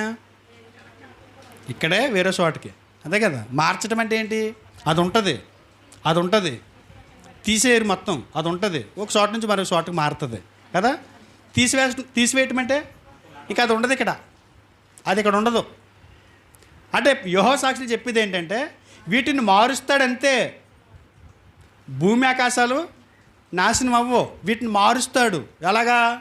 పునఃస్థితి స్థాపన అంటే అదే, ప్రపంచ పునర్జననం అంటే అదే, మారుస్తాడు అని. అంటే భూమి ఆకాశాలను మారుస్తాను, వీటిని ఎలా ఉంచుతాను, నాకు తీబుద్ధి వేయట్లేదు. కొంతమంది వస్త్రాలు కొంటారు, బాగా ఇష్టమైన 10 ఏళ్ళైనా వదలరు. అసలు వాస్తవానికి సంవత్సరంన్నర వాడేదవిడికి మెల్లమెల్ల మెరిసే రంగు అంతా కూడా వెలవెల పోయినట్టు తెలిసిపోతాయి. ఎలిసిపోయినా కూడా వదలట్లేదంటే వీడి అనుకుంటాం. ఆవిడకి ఇష్టం, వదలబుద్ధి వేయట్లేదు. 30 ఏళ్ళు 30 ఏళ్ళైనా సరే ఎందుకు వదలట్లేదమ్మా నువ్వంటే, నాకు ఇష్టం అది, వదలబుద్ధి వేయట్లేదు. అవసరమైతే దానికి రిపేరింగ్ చేసి టైలర్ దగ్గరికి ఎట్టుకెళ్ళి సిరిపోయిన కుట్లు మళ్ళీ కుట్లు వేయించుకుని వాడతాను తప్ప. కొంతమంది సెల్లో ఆ 70 సెల్లు ఎట్టుకుని ఆడతారు. కారణం ఏంటంటే ఆ 70 సెల్లు వచ్చింది వాళ్ళకి. ఆ సెల్లో అది తీసేసి కొత్తది కొనుక్కోవాలి అంటే కొనరు. ఏం చేస్తారంటే ఇది అట్టుకెళ్ళి సెల్ షాప్ దగ్గరికి అట్టుకెళ్ళి ఏం చేస్తారు, దాన్ని రిపేర్ కాదు రీస్టార్ట్ కొడతాడు. ఇంతకు మునుపు యాప్లు ఎక్కువైపోయి పనికి మళ్ళీ యాప్లను ఎక్కించుకోవడం వల్ల సెల్ ఏమవుతుందంటే హ్యాంగ్ అవుతుంది, నా జీవితాన్ని పాడు చేస్తుంది. ఇప్పుడు ఆ పనికిరాని యాప్లన్నీ తీసేసి మళ్ళీ కొత్తగా తయారు చేసినప్పుడు ఎలా ఉందో మళ్ళీ అదే సెల్లో అదే రిపేర్ చేసి ఇస్తాడంట భూమిని. మళ్ళీ ఎక్కించుకోమని అందులో యాప్లో నాకు తెలియగడుతున్నాను. ఆ యాప్లు ఎక్కించే వాళ్ళు ఉండరేమో అయ్యగారులకి. ఇది చూపించి అలా మాట్లాడతారండి వాళ్ళు. కానీ దేవుడు దాన్ని వాగ్దానం చేయలే. ఇప్పుడు వెళ్దాం హెబ్రీయులకు రాసిన పత్రిక 12 అధ్యాయం 26, 27, 26. అప్పుడు ఆయన శబ్దము భూమిని చలింపచేసాను కానీ ఇప్పుడు చూడండి, అప్పుడు ఆయన శబ్దం ఏం చేసింది, భూమిని చలింపజేసిందంట. భూమిని చలింపజేయటం అంటే ఏంటి, గడగడలు ఆడిపోయిందంట భూమి. అయితే ఇప్పుడు నేను ఇంకొకసారి భూమిని మాత్రమే గాక ఆకాశమును కూడా కంపింపచేతును అని మాట ఇచ్చి ఉన్నాడు. అంటే భూమి ఆకాశం గురించి ఆయన మాట ఇచ్చాడంట. ఏంటి ఆ మాట అంటే, ఒకప్పుడు భూమి కంపించింది, భూమి కంపించింది కానీ ఏం కంపించలేదు, అప్పుడు ఆకాశం కంపించలా. ఇప్పుడు ఏం జరుగుతుందంటే తెలుసా, రెండో రాకల్లో చెప్తున్నాడు, ఇంకొకసారి అను మాట చలింపచేయబడనివి నిలకడగా ఉండు నిమిత్తము అవి సృష్టింపబడినవన్నట్టు చలింపచేయబడినవి బొత్తిగా తీసివేయబడునని అర్థమిచ్చుచున్నది. అంటే చలింప చేయబడి ఏమవుతాయి, తీసివేయబడతాయి. అప్పుడు చలింప చేయబడింది ఏది, ఆకాశం. భూమి ఒకటి చలించింది. ఇప్పుడు రెండిట్లో ఏం చేస్తాడట, తీసేస్తాడట. ఉండవంట, అవి ఉండవంట. మరి ఏం చెబుతున్నారు, రీకన్స్ట్రక్షన్ అంట. అంటే మరలా పునఃస్థితి స్థాపన. ఆ పునఃస్థితి స్థాపన చెందిన ఈ ప్రపంచంలో ఈ భూమి మీద పేదరి గారు ఆయనతో పాటు ఉన్న 11 అపోస్తులు సింహాసనాల మీద కూర్చుని ఇజ్రాయెల్ 12 గోత్రాల వారికి తీర్పులు తీరుస్తారంట. ఇది వాళ్ళు చెప్పేది. అంటే ఈ భూమి శుభ్రపరచబడుతుంది. మనం అందరం ఎక్కడ ఉంటాం అంటే మనం అంతా ఇలాగా ఉంటాం. మీరు ఏం చేస్తారంటే ఆదివారం కూడా ప్రార్థనలు మానేసి డబ్బు సంపాదించుకుని మంచి ఇల్లు కట్టుకోండి, ఎందుకంటే ఇదే ఇల్లు ఉంటుంది అప్పుడు, కాబట్టి మారుతుంది అంతే. అంటే రోమన్స్ క్రైస్తవులు హింసించి చంపేసే అంత కోపం ఎందుకు వచ్చిందండి వాళ్ళకి? రోమన్స్ క్రైస్తవుల్ని ఏడిపించడానికి ప్రారంభ శతాబ్దంలో రోమన్స్ క్రైస్తవుల్ని ఇబ్బందులకి గురి చేయడానికి గల ప్రధానమైన కారణం ఏంటి? చాలా కారణాలు ఉన్నాయి. ఒక్క అత్యంత ప్రధానమైన కారణం చెప్పండి. గట్టిగా రావాలి, ఉత్తప్పుడు కాదండి. ఇప్పుడు చెప్పండి. సువార్తని పడుతుందని. అందులో నేనేమంటానంటే ప్రధానమైనది ఒకటి చెప్పండి అంటున్నాను. కాదు, ఈ లోకం శాశ్వతం కాదని చెప్పారు. ఈ లోకం శాశ్వతం కాదని చెప్పారు ఎవరు? క్రైస్తవులు. ఇదేంటిది, మేము ఇంత పోకలాడుతుంటే ఇలాంటి బిల్డింగులు కట్టుకుంటుంటే లోకం శాశ్వతం కాదంటారంటే మూసేయండి ఇలా పట్టుకెళ్ళి అన్నారు. అమ్మ డోర్ వేసాను, అమ్మ ఈ డోర్ కూడా వేసాను. అది రాదండి, ఇది సౌండ్ ఎక్కట్లేదు, మన అలానికని ఆపేసాను నేను. సౌండ్ వర్షం సౌండ్ ఏమి దీంట్లో లాగట్లా. కుక్కల అరుపులు కూడా ఎక్కట్లేదు. ఎన్ని కుక్కలు అరిసినా ఎంత వర్షం సౌండ్ వచ్చినా బాగా ఎక్కుతుంది. కానీ వర్షం సౌండ్ కైనా మాకు వదిలేస్తారనుకుంటున్నారా? ఏ వాదనలో అర్థమైంది. ఇప్పటివరకు వాళ్ళు చెప్పింది. వాళ్ళు ఏమంటారంటే ఏమి నాశనం అవ్వవు, మరలా ఇవి పునఃస్థితి స్థాపన జరిగిద్ది. ఏదైనా తోటలో దేవునికి ఒక సంకల్పం ఉంది, జంతువులతో మనుషులతో ఆ ఏదైనా తోటలో ఎలా ఉండాలని కోరుకున్నాడు, అలాంటి వాతావరణం మళ్ళీ కావాలనుకున్నాడు ఆయన. అది ఇక్కడ భూమి మీద జరిగిద్ది అనేది వాళ్ళ బాధ యొక్క సారాంశం. మనం పరలోకం వెళ్ళక్కర్లేదు, పరలోకమే మన కోసం వస్తుందని. నేను చిన్నగా చెప్పి వెళ్ళిపోతున్నాను కదా ఇప్పుడు. ఇవన్నీ నాకు చాలా ప్రశ్నలు ఎదురవుతాయి. మరి భూమి ఆకాశాలు పలానా చోట ఎలా ఉంది కదా, ఇలా ఉంది కదా అని నేను దానికి వివరణ ఇవ్వాలి. భూమి ఆకాశాలు గతి ఏమవుతుందని నేను వివరణ ఇవ్వాలి. జంతువుల ఆత్మకి మనుషుల ఆత్మకి నేను వివరణ ఇవ్వాలి. తర్వాత ఇంకేం చెప్పుకున్నాం మనం? పరలోకం అంటే పరలోకం మనం వెళ్ళక్కర్లొద్దు, పరలోకమే మన దగ్గరికి వస్తుందని ప్రకటన. తన భర్త కొరకు అలంకరింపబడిన పెండ్లి కుమార్తె వలె యెరూషలేము అనే పట్టణము పరలోకం నుంచి భూమి మీదకి దిగి వచ్చుచున్నది అని అన్నది. పరలోకాన్ని నుంచి దిగి వస్తుందంటే ఆయనే ఇక్కడికి వస్తున్నట్టుగా కనపడుతుంది కదా, అదేంటి అని అడుగుతారు. దానికి నేను వివరణ ఇవ్వాలి. తెస్సలోనికి రాసిన మొదటి పత్రిక 4:14 కూడా ఉంటుంది. ఏమని అంటే, యేసు తన యందు మృతి పొందిన మృతులను వెంట పెట్టుకుని వచ్చును అని ఉంటుంది. రెండో రకాలు వెంట పెట్టుకుని వచ్చిన అని ఉంటుంది. మరి మృతుల్ని ఆయనే తీసుకొస్తున్నారు కదా అంటే ఏంటి, భూమి మీదకి ఎందుకు తీసుకొస్తున్నాడు, భూమి మీద ఉండాలనే కదా అనే ప్రశ్న కూడా వస్తుంది. దాని గురించి కూడా నేను వివరణ ఇవ్వాల్సి ఉంటుంది. ప్రతి దానికి పింటు పిన్ను నేను వివరణిస్తాను. ప్రస్తుతానికి మత్తయి సువార్త 19:28 యేసుప్రభువు వారు 12 మంది అపోస్తలులకు ఇచ్చినటువంటి వాగ్దానం ఏంటి అనేది ఆలోచించేద్దాం. ముందు ముఖ్యంగా పేతురు గారు వీళ్ళంతా ఏం చేశారు, సమస్తాన్ని వదిలి గమనించారు కదా. అంటే ఇప్పుడు ఏం చేయాలి, అయినా ముందు వాళ్ళ వాగ్దానాన్ని నికరం చేయాలి, ముందు వాళ్ళకి ఇచ్చిన మాటని నికరం చేసుకోవాలి కదా. ఒకసారి వెళ్దాం. మత్తయి సువార్త 19:28 ఆ గ్రీకు వెర్షన్ తీసి పెట్టించు. మత్తయి సువార్త 19:28 చూద్దామా.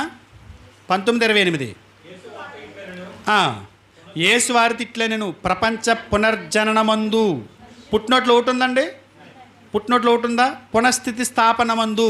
ప్రపంచ పునర్జననం అంటే ఏంటి తెలుసా, పునఃస్థితి స్థాపనమందు అన్నాడు. పునఃస్థితి స్థాపన అన్నాడు అంటే ఈ లోకానికి మరలా పునఃస్థితి స్థాపన జరిగిద్ది అన్నట్టుగా మాట్లాడుతున్నాడు. పునఃస్థితి స్థాపన అనే ఈ పదానికి ఇప్పుడు మనం వాడుతున్న బైబిల్, తెలుగు బైబిల్ ఇదే నికరం చేసేసుకోకూడదు మనం. ఒకవేళ ఇందులో ఏమన్నా సిద్ధాంతపరమైన విషయాల్లో ఏదన్నా హెచ్చుతగులు అర్థం కాని విషయాలు ఉంటే కనుక దేని తర్జుమ చేయబడింది, ఇది ఆదిమ హెబ్రీ గ్రీక్ భాషలో నుండి భాషాంతరం చేయబడింది అని మనకు మొదటి పేజీలో కనబడుతుంది.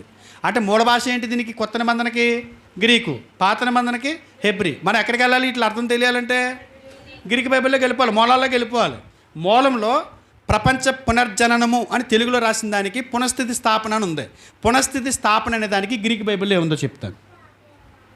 గ్రీక్ బైబిల్ జూమ్ చేయ ఒకసారి. ఇదిగోండి చూడండి, పాలిన్ జెనిసియా అనే పదం వాడాడు. పాలిన్ జెనిసియా అది ఏంటి తెలుసా, పాలిన్ జెనిసియా కింద ఇంగ్లీష్లో దానికి రీజనరేషన్ అని ఉంది. రీజనరేషన్. పాలిన్ జెనిసియా అనే పదం యేసుప్రభువు మాట్లాడాడు. అంటే ప్రపంచానికి పునఃస్థితి స్థాపన జరిగిద్ది. ప్రపంచానికి పునఃస్థితి స్థాపన జరిగినప్పుడు మీరు 12 సింహాసనాల మీద కూర్చొని 12 గోత్రికులకి తీర్పులు తీరుస్తారు అని యేసుప్రభువు చెప్పిన దగ్గర దానికి పునఃస్థితి స్థాపన అనే చోట పాలిన్ జెనిసియా అని ఉంది. పాలిన్ జెనిసియా అంటే పునఃస్థితి స్థాపన అని మన తెలుగు బైబిల్ ఇచ్చారు కదా. ఇదే పదం ఇంకెవరైనా వాడారా బైబిల్లో? అసలు ఇందాక మనం ప్రశ్నించుకున్నాం, ఒక 6 ప్రశ్నలు వేసుకున్నాం కదా, ఆ 6 ప్రశ్నలకి జవాబు ఇందులోనే ఉంది, ఈ గ్రీక్ పదంలోనే ఉంది. వీళ్ళ అబద్ధ పదాలకి కట్లు వేయటానికి మూలం ఇక్కడ ఉంది. మనం పరలోకం వెళ్తామా, పరలోకమే మన దగ్గరికి వస్తుందా అనే దానికి జవాబు ఈ పదం దగ్గరే ఉంది.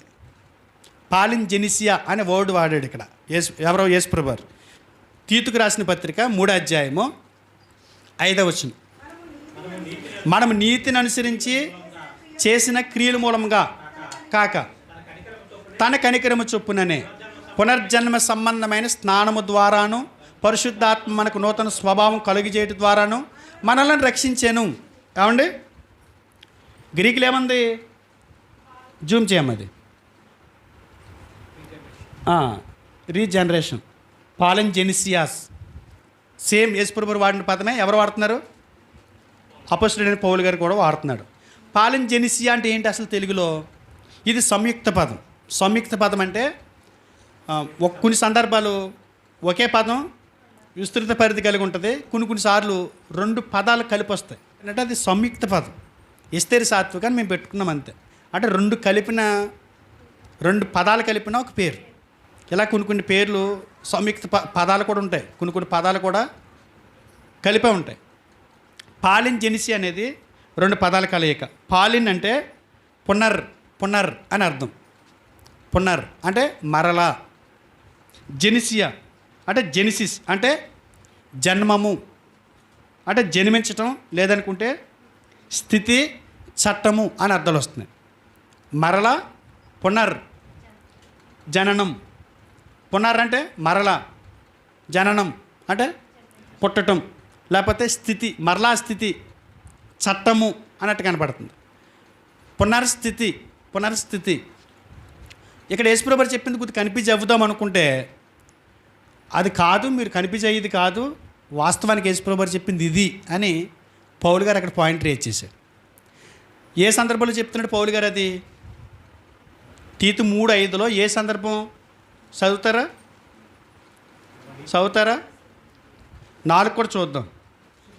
మన రక్షకుడైన దేవుని యొక్క దయయు మానవుల ఆయనకున్న ప్రేమయు ప్రత్యక్షమైనప్పుడు మనము నీతిని అనుసరించి చేసిన క్రియలు మూలంగా కాక తన కనికరము చొప్పుననే పునర్జన్మ సంబంధమైన స్నానము ద్వారాను, పునర్జన్మ సంబంధమైన పుట్టినట్లేముంది, పునఃస్థితి స్థాపన సంబంధమైన స్నానము ద్వారాను, పరిశుద్ధాత్మ మనకు నూతన స్వభావము కలుగు చేయటం ద్వారాను మనలను రక్షించెను. మనం ఎలా రక్షించబడ్డాం? పునర్జన్మ సంబంధమైన స్నానం. అంటే ఉదాహరణకి ఈ శ్రీను అనే వ్యక్తి యేసుప్రభుని సొంత రక్షకుడికి అంగీకరించినప్పుడు ఒక సేవకుడు తీసుకెళ్ళి నీటిలో బాప్తిస్మని ఒక కార్యక్రమం ద్వారా నీటిలో ముంచాడు. సమాధి అయిపోయాను. శ్రీని అనేవాడు ములిగి మరలా పునర్ధానము అనే దాని మీద యేసుప్రభు వారు శక్తిగల నామాన్ని బట్టి పునర్ధానమైనప్పుడు స్టీఫెన్ పాల్ అనే ఒక వ్యక్తిగా లేచాడు. వ్యక్తి ఒకటే. నాకేమిచ్చాడు మళ్ళీ దేవుడు? కొత్త జీవితాన్ని ఇచ్చాడు, కొత్త స్థితిని ఇచ్చాడు. వ్యక్తి ఒకడే. వ్యక్తిలో జరుగుతున్న ఒక మార్పు. ఒకప్పుడు పాపి, ఇప్పుడు పాపాన్ని విడిచిపెట్టి ఒక కొత్త జీవితాన్ని ప్రారంభిస్తున్నాడు. దాన్ని బాప్తిస్మ అనే దానికి పునర్జన్మ సంబంధమైన స్నానము అంటే పాలన్ జెనిసియస్ అనేటువంటి పదాన్ని వాడి మీకు ఒక కొత్త స్థితిని దేవుడిచ్చాడు, ఒక కొత్త వరవడిని దేవుడు మీకు ఇచ్చాడు, ఒక కొత్త జీవితాన్ని మీరు ప్రారంభించారు అని మాట్లాడడానికి వాడినటువంటి పదం అది. అంటే మరల మనల్ని ముక్కు చెవులకి ఇవన్నీ పీకేసి కొత్త పెట్టాడనా? మీకు అర్థం అవట్లేదా? శుభ్రం చేసేసాడు మనల్ని. ఎలా శుభ్రం చేశాడు? అది భౌతికమైనటువంటి శుభ్రత, కంటికి కనబడేటువంటి ఈ శరీరానికి పట్టినటువంటి మలిలాన్ని వదిలించేటువంటి శుభ్రత. అది కంటికి కనబడుతుందా? అంటే ఒక వ్యక్తిలో జరిగేటువంటి మార్పు. ఉదాహరణకి యేసుక్రీస్తు వారు క్రీస్తులోకి వచ్చిన వాళ్ళు ఏమన్నాడు? ఎవడైనా క్రీస్తునందు ఉన్నాడో వాడు, మీరు ఏది నూతన మన వాళ్ళు బాప్తీసం తీసుకున్నాం కదా మనందరం, మరి నూతనంగా ఏం కనపట్లా? అంటే నీ ముక్కు మారినట్టు కానీ, నీ చెవులు మారినట్టు కానీ, ఇదివరకే వంకటెంకరగా ఉన్నటువంటి మన ముఖం ప్రభులోకి వచ్చిన తర్వాత నీట్గా గుండ్రప్పుడుగా అందంగా చేసుకుని, నేను అనేది అదేనండి. మార్పు అనేది శరీరంలో జరిగిందా అని అడుగుతున్నాను, లేకపోతే స్థితిలో అంతరంగ స్థితిలో జరిగిందా? మరి ప్రపంచ పునఃస్థితి స్థాపన అంటే ఈ భూమి అన్ని మార్చేసి మళ్ళీ నీట్గా శుభ్రం చేసేసి పెట్టేస్తాడేనా? అంటే మీరు ఒక పాయింట్ మీకు రేజ్ అవ్వచ్చు. మరి ఇది కూడా అలాగే ఉంది కదండి.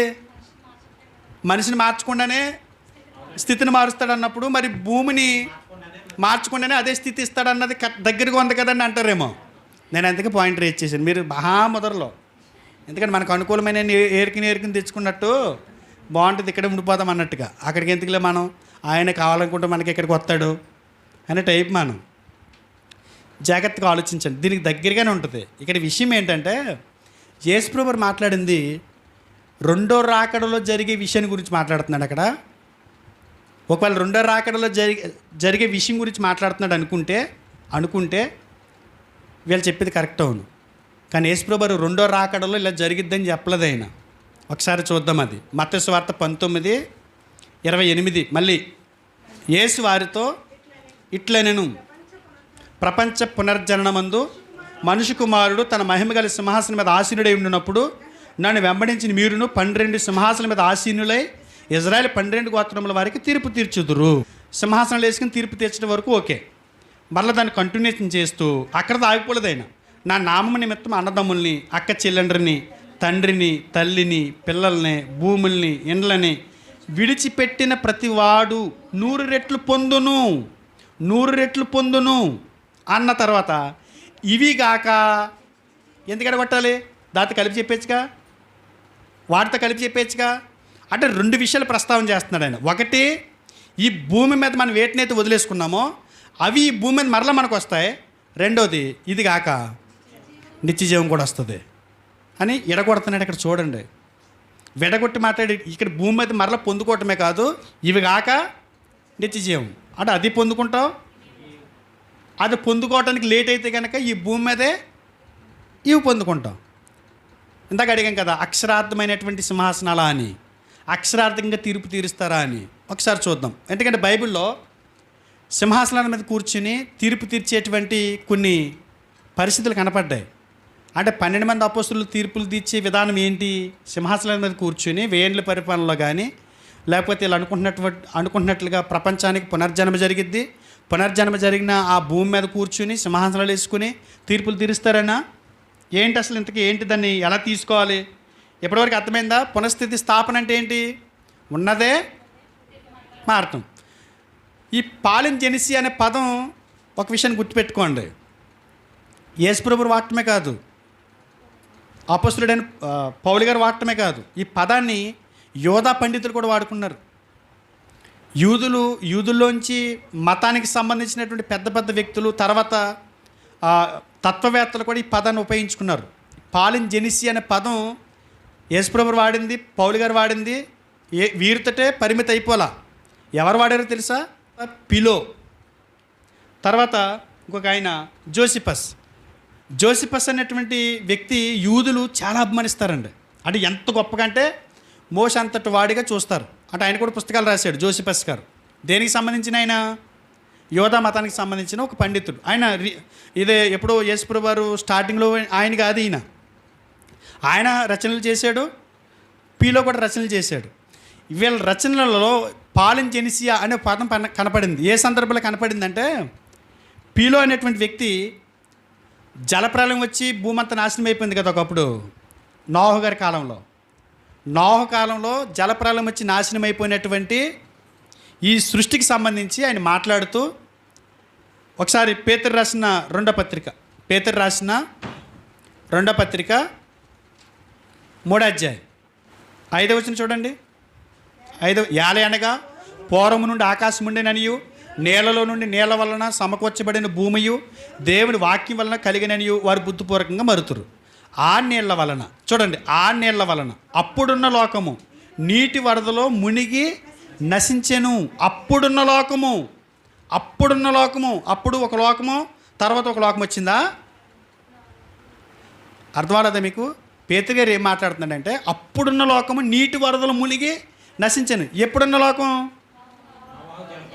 నోహు గారు ఉన్నప్పుడు ప్రజలు భూమి మీద ఉన్నారు కదా. అప్పుడున్న లోకం ఎలా నశించిపోయింది? భూమి కూడా వెళ్ళిపోయిందా? సృష్టి పోయింది కదా. అంటే మొత్తం ఒక్కరు కూడా లేకుండా తుడిచిపెట్టుకుపోయారా? మొత్తం అందరూ 7 మిగిలేరు కదా. 7 మిగిలేరు కదా. ఆ 7 దేవుడు ఏం చేశాడా? అప్పుడు కూడా పాలింజెనిసి అనే పదమే వాడాడు. పాలింజెనిసి అనే పదమే యూజ్ చేశాడు ఆయన. ఎవరు? పిలో. అంటే రీజనరేషను అని ఉందా? ఇందాక మనం చదివిన దాంట్లో న్యూ జనరేషన్ అని ఉందా? రీజనరేషన్ అంటే ఉన్నదాన్నే మరలా తిరిగి వారిని కొత్త జీవితాన్ని ఇవ్వటం, కొత్త స్థితిని ఇవ్వటం. ఇప్పుడు పాత నోహు గారి కాలంలో ఆదాము నుంచి వచ్చినటువంటి జనాంగం అంతా ఎలా ఉన్నారు? చాలా దారుణంగా బతికారు. వారి మధ్య నోహు గారు వారి కుటుంబం ఒకరు నీతిగా ఉన్నారు. ఇలాంటి ప్రజ వాళ్ళ కాదు, అలాంటి ప్రజ వీళ్ళ కాదు. ఇప్పుడు ఏం చేయాలి? దేవుడు తుడిచిపెట్టేసిన తర్వాత వారికి నోహు వారి పిల్లల నుంచి మరలా పునరుత్పత్తి స్టార్ట్ చేశాడు. ఆయన ఉన్నదే మరలా ప్రజలను పుట్టించుకుంటూ వచ్చాడు. అర్థమవుతుందా? ఇప్పుడు పాలింజెనిసి అనే పదం వాడాడు ఆయన. ఇప్పుడు మన కొత్త లోకంలో ఉన్నామా కదా? అప్పుడు కూడా పాలింజెనిసి వాడాడు. అంటే కారణం ఏంటంటే, ఒక కొత్త తత్వం కలిగినటువంటి, విధానాలు కలిగినటువంటి, స్థితి కలిగినటువంటి ప్రజలు కొనసాగుతారు. కయ్యనులోంచి వచ్చినటువంటి సంతానం ముందు చూసారా?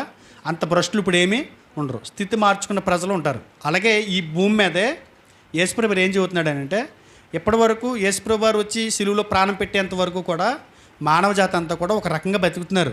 వాళ్ళకి విధి విధానాలు లేవు, పద్ధతులు లేవు. నైతిక విలువలు లేవు, రోత బతుకు, వాళ్ళ జీవితాలు ఎలా ఉన్నాయంటే పాపిష్టి జీవితాలు జీవిస్తున్నారు. కానీ యేసుప్రభువు వచ్చిన తర్వాత పెంతెకొస్తు అనే పండగ రోజుని ఆయన ఈ భూమి మీద రాజ్యాన్ని స్థాపించాడు. ఆ రోజు నోహు గారి కాలంలో దేవుడు అదంతా తుడిచిపెట్టేసి ఎలా మరలా ప్రారంభించాడో ఒక కొత్త లోకాన్ని, అలాగే సంఘము అని ఈ రాజ్యాన్ని పెంతెకొస్తు రోజున స్టార్ట్ చేశాడు. ఇది ప్రపంచానికి జరిగిన పునఃస్థితి స్థాపన. అంటే ఆ రోజు నుంచి ప్రపంచానికి ఏం జరిగింది? పునఃస్థితి స్థాపన. పరిశుద్ధాత్ముడు భూమి మీదకి వచ్చాడు ఆ రోజు, ఆ ప్రజలను ఆకర్షించుకుంటూ ఆ రోజు స్టార్ట్ అయినటువంటి పునఃస్థితి స్థాపన ఇది. నేను ఎందుకంటున్నానంటే ఈ ప్రపంచానికి పునఃస్థితి స్థాపన జరిగిందని ఎందుకంటున్నానంటే వాళ్ళ తీర్పులు మనకి చెప్తే, వారి సింహాసనాలు మనకి చెప్తే. ఒకసారి లోకసు వార్త 22 అధ్యాయము. ప్రపంచానికి పునఃస్థితి స్థాపన జరిగిద్ది. ఆ పునఃస్థితి స్థాపన జరిగినప్పుడు మీరు సింహాసనాల మీద కూర్చుని ఏం తీరుస్తారు? ఇదే వర్డ్ అక్కడ వేరే చోట వేరేగా వాడాడు. లోకసు వార్త 22 అధ్యాయము 28 వచనం. నా శోధనలలో నాతో కూడా ఉన్నవారు మీరే కనుక నా తండ్రి నాకు రాజ్యమును నియమించినట్టుగా నా రాజ్యములో నా బల్ల యొద్ద అన్నపానములు పుచ్చుకొని సింహాసనం మీద కూర్చుండి ఇజ్రాయెల్ 12 గోత్రాల వారికి మీరు తీర్పు తీర్చుటకై నేనును మీకు రాజ్యమును నియమించుచున్నాను. ఏమి నియమిస్తున్నాడట? ఇదే రాజ్యమన్నా, సంఘమన్నా, పునఃస్థితి స్థాపన అన్నా 3 ఒకటే. రాజ్యాన్ని నియమిస్తాను, ఆ రాజ్యంలో మీరు ఏం చేస్తారు? 12 గోత్రాల వారికి తీర్పులు తీర్చడం అంటే ఎలా? నేను చెప్పాను కదా, ఇందాక ఒక పాయింట్ రేజ్ చేశాను. తీర్పులు తీర్చే విధానం బైబిల్లో లిటరల్గా తీసుకున్న దాన్ని అలంకార పదాలు యేసుప్రభువు ఎలా వాడాడు అన్న దాని గురించి కొన్ని ఆధారాలు ఉన్నాయి. ఈ యేసుక్రీస్తు వారు సంపాదించుకున్న రాజ్యంలో కొంతమంది పరిశుద్ధులు ఉన్నారు కదా, ఆ పరిశుద్ధులకు కూడా ఎలాంటి స్థితిని ఇస్తాను అనే దాని గురించి కూడా ఒక ప్రవచనం ఉంది దానియేలు గ్రంథంలో. ఆ విషయాలు చూద్దాం. ఒకసారి న్యాయాధిపతుల గ్రంథంలోకి వెళ్దాం. న్యాయాధిపతుల గ్రంథం 4వ అధ్యాయము 4 నుంచి చూద్దామండి. ఆ కాలమున లప్పిదోతునకు భార్య అయిన దెబోరా అను ప్రవక్తిని ఇశ్రాయేలులకు న్యాయాధిపతినిగా ఉండేను. ఆమె ఎఫ్రామీయుల మన్యమందలి రామాకును బేతేలునకును మధ్యనున్న దెబోరా సర్వవృక్షం క్రింద తీర్పుకై కూర్చుండుటకద్దు, తీర్పు చేయుటకై ఇశ్రాయేలు ఆమె యొద్దకు వచ్చుచుండిరి. ఎక్కడ కూర్చుందండి ఈవిడి? సర్వవృక్షం కింద కూర్చుంది. ఏం చేస్తుంది ఈమెని? దెబోరా ఎవరికి తీర్పు తీరుస్తుంది. ఎలా తీర్పు తీరుస్తుంది? చైర్ మీద కూర్చుని, ఇప్పుడు పెద్ద మనిషి దగ్గరికి వెళ్ళామనుకోండి తీర్పు తీర్చమని అడగటానికి, ఎక్కడ కూర్చుంటాడు? చైర్ మీద కూర్చుంటారు. వెళ్ళి ఏం చెప్తారు వాళ్ళు? తీర్పులు తీర్చడం అంటే, అబ్బాయి నువ్వు ఇలా ఉండకూడదమ్మా, పాప నువ్వు ఇలా ఉండకూడదమ్మా, భార్య భర్తలు చెబుతారు కదా మీరు ఇలా ఉండాలి ఇలా ఉండాలని. అది తీర్పు తీర్చడం అంటే. దెబోరా ఎలా తీర్పు తీర్చింది? ఎలా తీర్చింది? వాళ్ళు వచ్చినప్పుడు, సమస్య వచ్చినప్పుడు ఆ సమస్యను సాల్వ్ చేసేదంటే అక్కడ కూర్చుని. ఎక్కడ కూర్చుని? ఈ చైర్ మీద కూర్చుని తీర్పులు తీర్చింది. మరి ఇజ్రాయెల్ 12 గోత్రాల వారికి తీర్పులు తీర్చడము అపోస్తులు అంటే ఏ సింహాసనాలు అయి ఉండాలి? ఇవి లిటరల్గా తీసుకుందామా, ఆత్మీయంగా తీసుకుందామా? ఆత్మీయంగా తీసుకోవాలి. కారణం ఏంటంటే పెంతెకొస్తు రోజున పరిశుద్ధాత్ముడి ద్వారా స్టార్ట్ అయినటువంటి ఈ సంఘం, ఈ రాజ్యంలో అపోస్తుల ద్వారా దేవుడిచ్చినటువంటి బోధలు ఏవైతే ఉన్నాయో, ప్రబోధాలు ఏవైతే ఉన్నాయో, ఆ ప్రబోధాల ద్వారా, ఆ బోధల ద్వారా ప్రజలకు తీర్పులు తీర్చారు. ముందు ఇజ్రాయెల్ ప్రజలకు తీర్పులు తీర్చారు వాళ్ళు. అర్థమవుతుందా? వాక్యం చెప్పటమే. ఒకసారి అపోస్తుల కార్యాలు 13వ అధ్యాయం 44. అపోస్తుల కార్యములు 13వ అధ్యాయం 44. మరుసటి విశ్రాంతి దినమున దాదాపుగా ఆ పట్టణమంతయు దేవుని వాక్యము వినుటకు కూడి వచ్చాను. యూదులు జనసమూహములను చూచి, ఎవరండి మచ్చరంతా నిండుకుంటా? యూదులు. ఎవరిని చూసి? చూద్దాం. నిండుకుని దూషించుచు పౌలు చెప్పిన వాటికి అడ్డం చెప్పిరి. అప్పుడు పౌలును బర్నబాయు ధైర్యముగా ఇట్లనిరి, దేవుని వాక్యము మొదట మీకు చెప్పుట ఆవశ్యకమే, అయినను మీరు దానిని త్రోసివేసి మిమ్మల్ని మీరే నిత్య జీవనకు అపాత్రులుగా ఎంచుకొనుచున్నారు కనుక ఇదిగో మేము అన్యజనుల వద్దకు వెళుచున్నాము అన్నారు. అంటే ఏమని తీర్పులు తీరుతున్నారు ఇక్కడ పౌలు గారు? వింటలేదు, మీరు నిత్య జీవానికి అపాత్రులుగా మీరు ఎంచుకుంటున్నారు, మా మాట మీరు వింటలేదు. తీర్పు తీరుస్తున్నాడు ఇక్కడ, తీర్పు తీరుస్తున్నాడు. అంటే ఈ భూమి మీదే ఈ ప్రపంచానికి పునర్జన్మ అంటే ఏంటంటే, ఒక వ్యక్తి పాత రోత జీవితానికి స్వస్థ పలికి బాప్తిజం ద్వారా ఒక కొత్త జీవితాన్ని ప్రారంభించినప్పుడు క్రీస్తునందు ఉన్నవాడు నూతన సృష్టి అని ఎలా చెప్పబడిందో, ఈ ప్రజలు ఎవరో యూదులైన వారు ఈ సంఘం ద్వారా లోకానికి అపోస్తుల ద్వారా తీర్పు తీర్చబడ్డారు. అపోస్తులు వాళ్ళ ప్రబోధాల ద్వారా, వారి రచనల ద్వారా ఇప్పటికీ నువ్వు వ్యభిచరింపవద్దు అన్నాడు అనుకోండి, ఎక్కడ చదువుతున్నావు? బైబిల్లో చదువుతున్నావు. వాళ్ళు ఇప్పుడు ఉన్నారా? లేరు. అపోస్తులు ఉన్నారా? లేరు. వారి బోధలు ఉన్నాయి, వారి బోధలు మన మధ్యన ఉన్నాయి. ఇప్పటికీ ఇక్కడ నిలబడి వాక్యం చెబుతున్నానంటే ఏంటి తెలుసా? తీర్పు తీర్చడమే. అంటే మన రచనలు, వాళ్ళ రచనలు ఏం చేసినాయి? సంఘ సభ్యుల్ని తీర్పు తీరుస్తున్నాయి. ఈ రచనల ద్వారా ఏం చేస్తున్నారు? వాళ్ళు పాలిస్తున్నారు. పాలించుదరంటే నువ్వెలా నడాలి. పైన ఒక అధ్యక్షుడు ఉన్నాడు అనుకోండి, ఒక దేశ ప్రధాని ఏం చెబుతాడు? ఒక జీవో పాస్ చేస్తాడు, అలాగే నడాలి. మీరు సమాజంగా కూడటం మానొద్దు అని కమాండ్ చేశాడు, అది పాలించటం. మీరు మరి ఎక్కువగా కూడుకోవాలి, పాలించటం చెప్తున్నారు సంఘానికి. ముందు ఎవరికి చెప్పారు? ఇజ్రాయెల్ 12 గోత్రాల వరకు చెప్పారు. వారు విన్నారా? వెళ్ళా. అంటే ఏమంటే ఇక్కడ ఏం చెబుతున్నాడంటే, వాళ్ళ ప్రబోధాల ద్వారా వాక్యాన్ని చెప్పి పాలించి నాయకత్వం చేస్తారు అని యేసుప్రభు వారు 12 మంది అపోస్తులకి వాగ్దానం చేస్తున్నారు. రాజ్యం ఏర్పడుతుంది. ఆ రాజ్యంలో మీకు ప్రత్యేకమైనటువంటి హోదా కల్పించబడుతుంది. ఆ హోదా ఏంటంటే, వాక్యం చెప్పేది మీరే.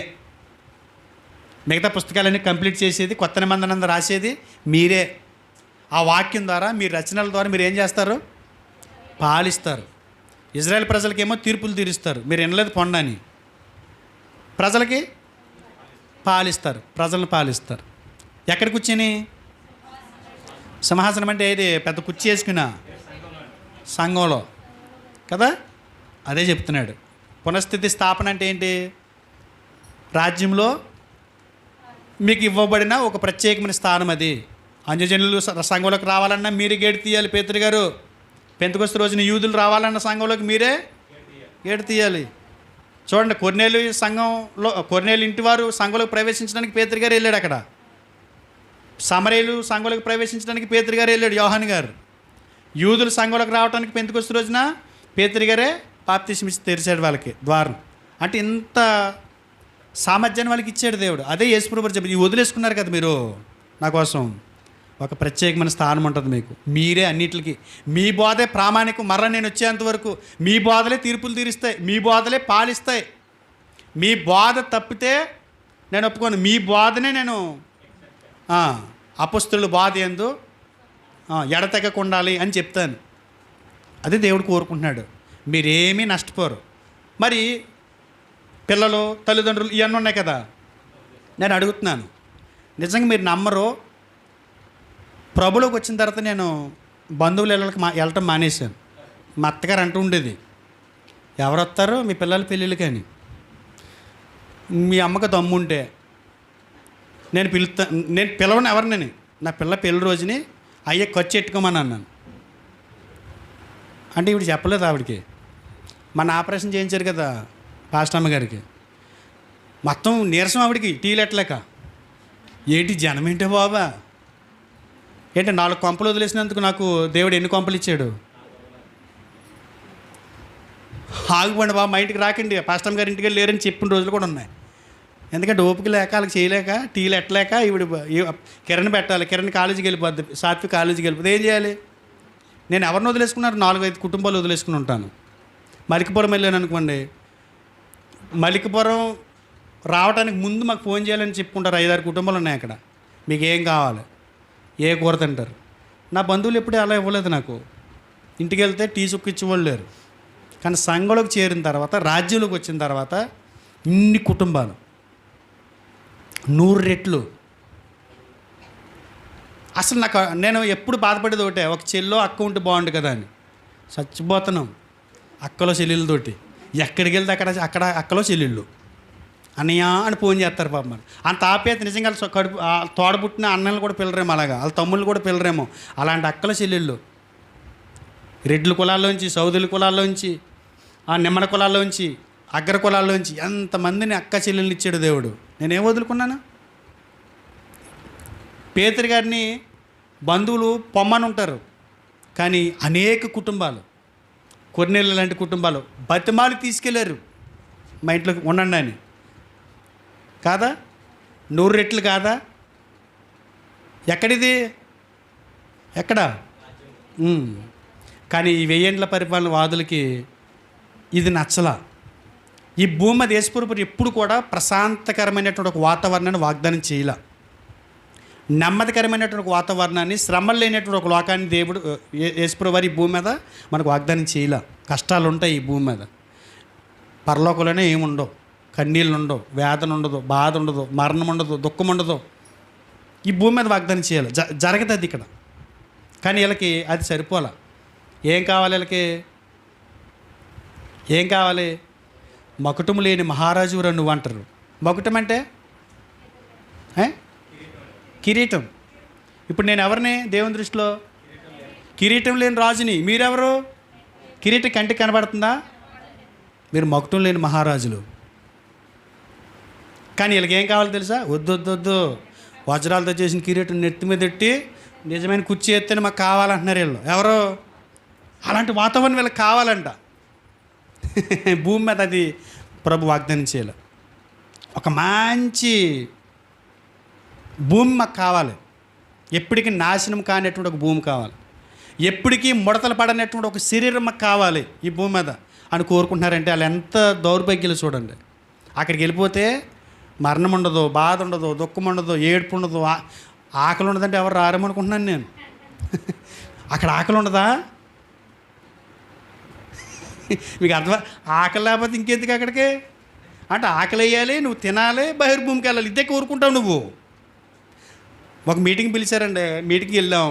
అండ్ 3 రోజులు మీటింగ్లు మీరు ఇక్కడ ఉండాలి, అసలు ఆకలి వేయకుండా ఒక పరిస్థితిని కల్పిస్తానని నాకు చెప్పాడు ఆయన. ఆకలి వేయకపోతే అసలు బాధలు ఏంటి చెప్పండి? ఆకలి వేయకపోతే ఏం తిన్నాం, గ్యాస్ నొప్పులు ఉండవు, అరుగుతుందా అరగదా అన్నది ఈ టెన్షన్లు ఉండవు. ఏమవుతుంది ఇప్పుడు? ఏమవుతుంది? హాయిగా ఉంటుంది కదా. కానీ ఈ ఖాళీగా కూర్చుని యాన తింటే బాగుంది అనుకుంటారా? అసలు ఆకలిని బట్టే కదా ఇవన్నీ ప్రకృతి అంతా పాడైపోయింది. కడుపు నింపుకోవడానికి, పట్టు నింపుకోవడానికి అది దౌర్భాగ్యాలు, ఈ దాస్యకాలన్నీ కూడా. అసలు అలాంటి లేని లోకమోటి ఇస్తానంటే వీళ్ళేమంటున్నారు? అబ్బాయి మాకు ఇక్కడే కావాలి, మాకు ముడతలు పడకూడదు, మొహం పేరెళ్ళు వాడకూడదు, క్రీములు వాడకూడదు.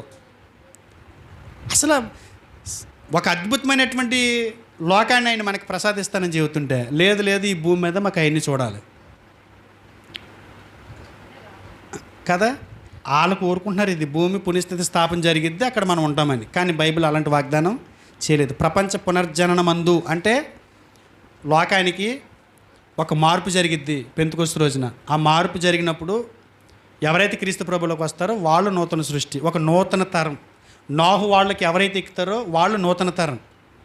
ఎవరైతే బాప్తిసం ద్వారా రక్షణ పొందుతారో వాళ్ళు నూతన జీవితం. అది పాలింజెనిసియా, పునఃస్థితి స్థాపన, మరలా రీజనరేషన్. అర్థమైతే దేవునికి స్తోత్రం.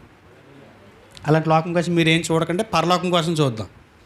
ఇక కొన్ని ప్రశ్నలు లేవనెత్తాను కదా, దేవుని చిత్తం అయితే దాన్ని కూడా మనం మాట్లాడుకుందాం. ఓకేనా? ఇంతవరకు అర్థమైతే మరొకసారి యూట్యూబ్లో చూడండి, షేర్ చేయండి. తర్వాత మీకు ఏదైనా ప్రశ్నలు ఉంటే కనుక నాకు ఫోన్ చేయొచ్చు, నాకు పర్సనల్గా మెసేజ్ పెట్టచ్చు, లేకపోతే గ్రూప్లో పెడితే మీ డౌట్ ఏంటో ఇంకా ఎవరికైనా డౌట్లు ఉంటే వాళ్ళకి కూడా క్లియర్ అవుతుంది. ఓకేనా? ప్రార్థన చేసుకుందాం.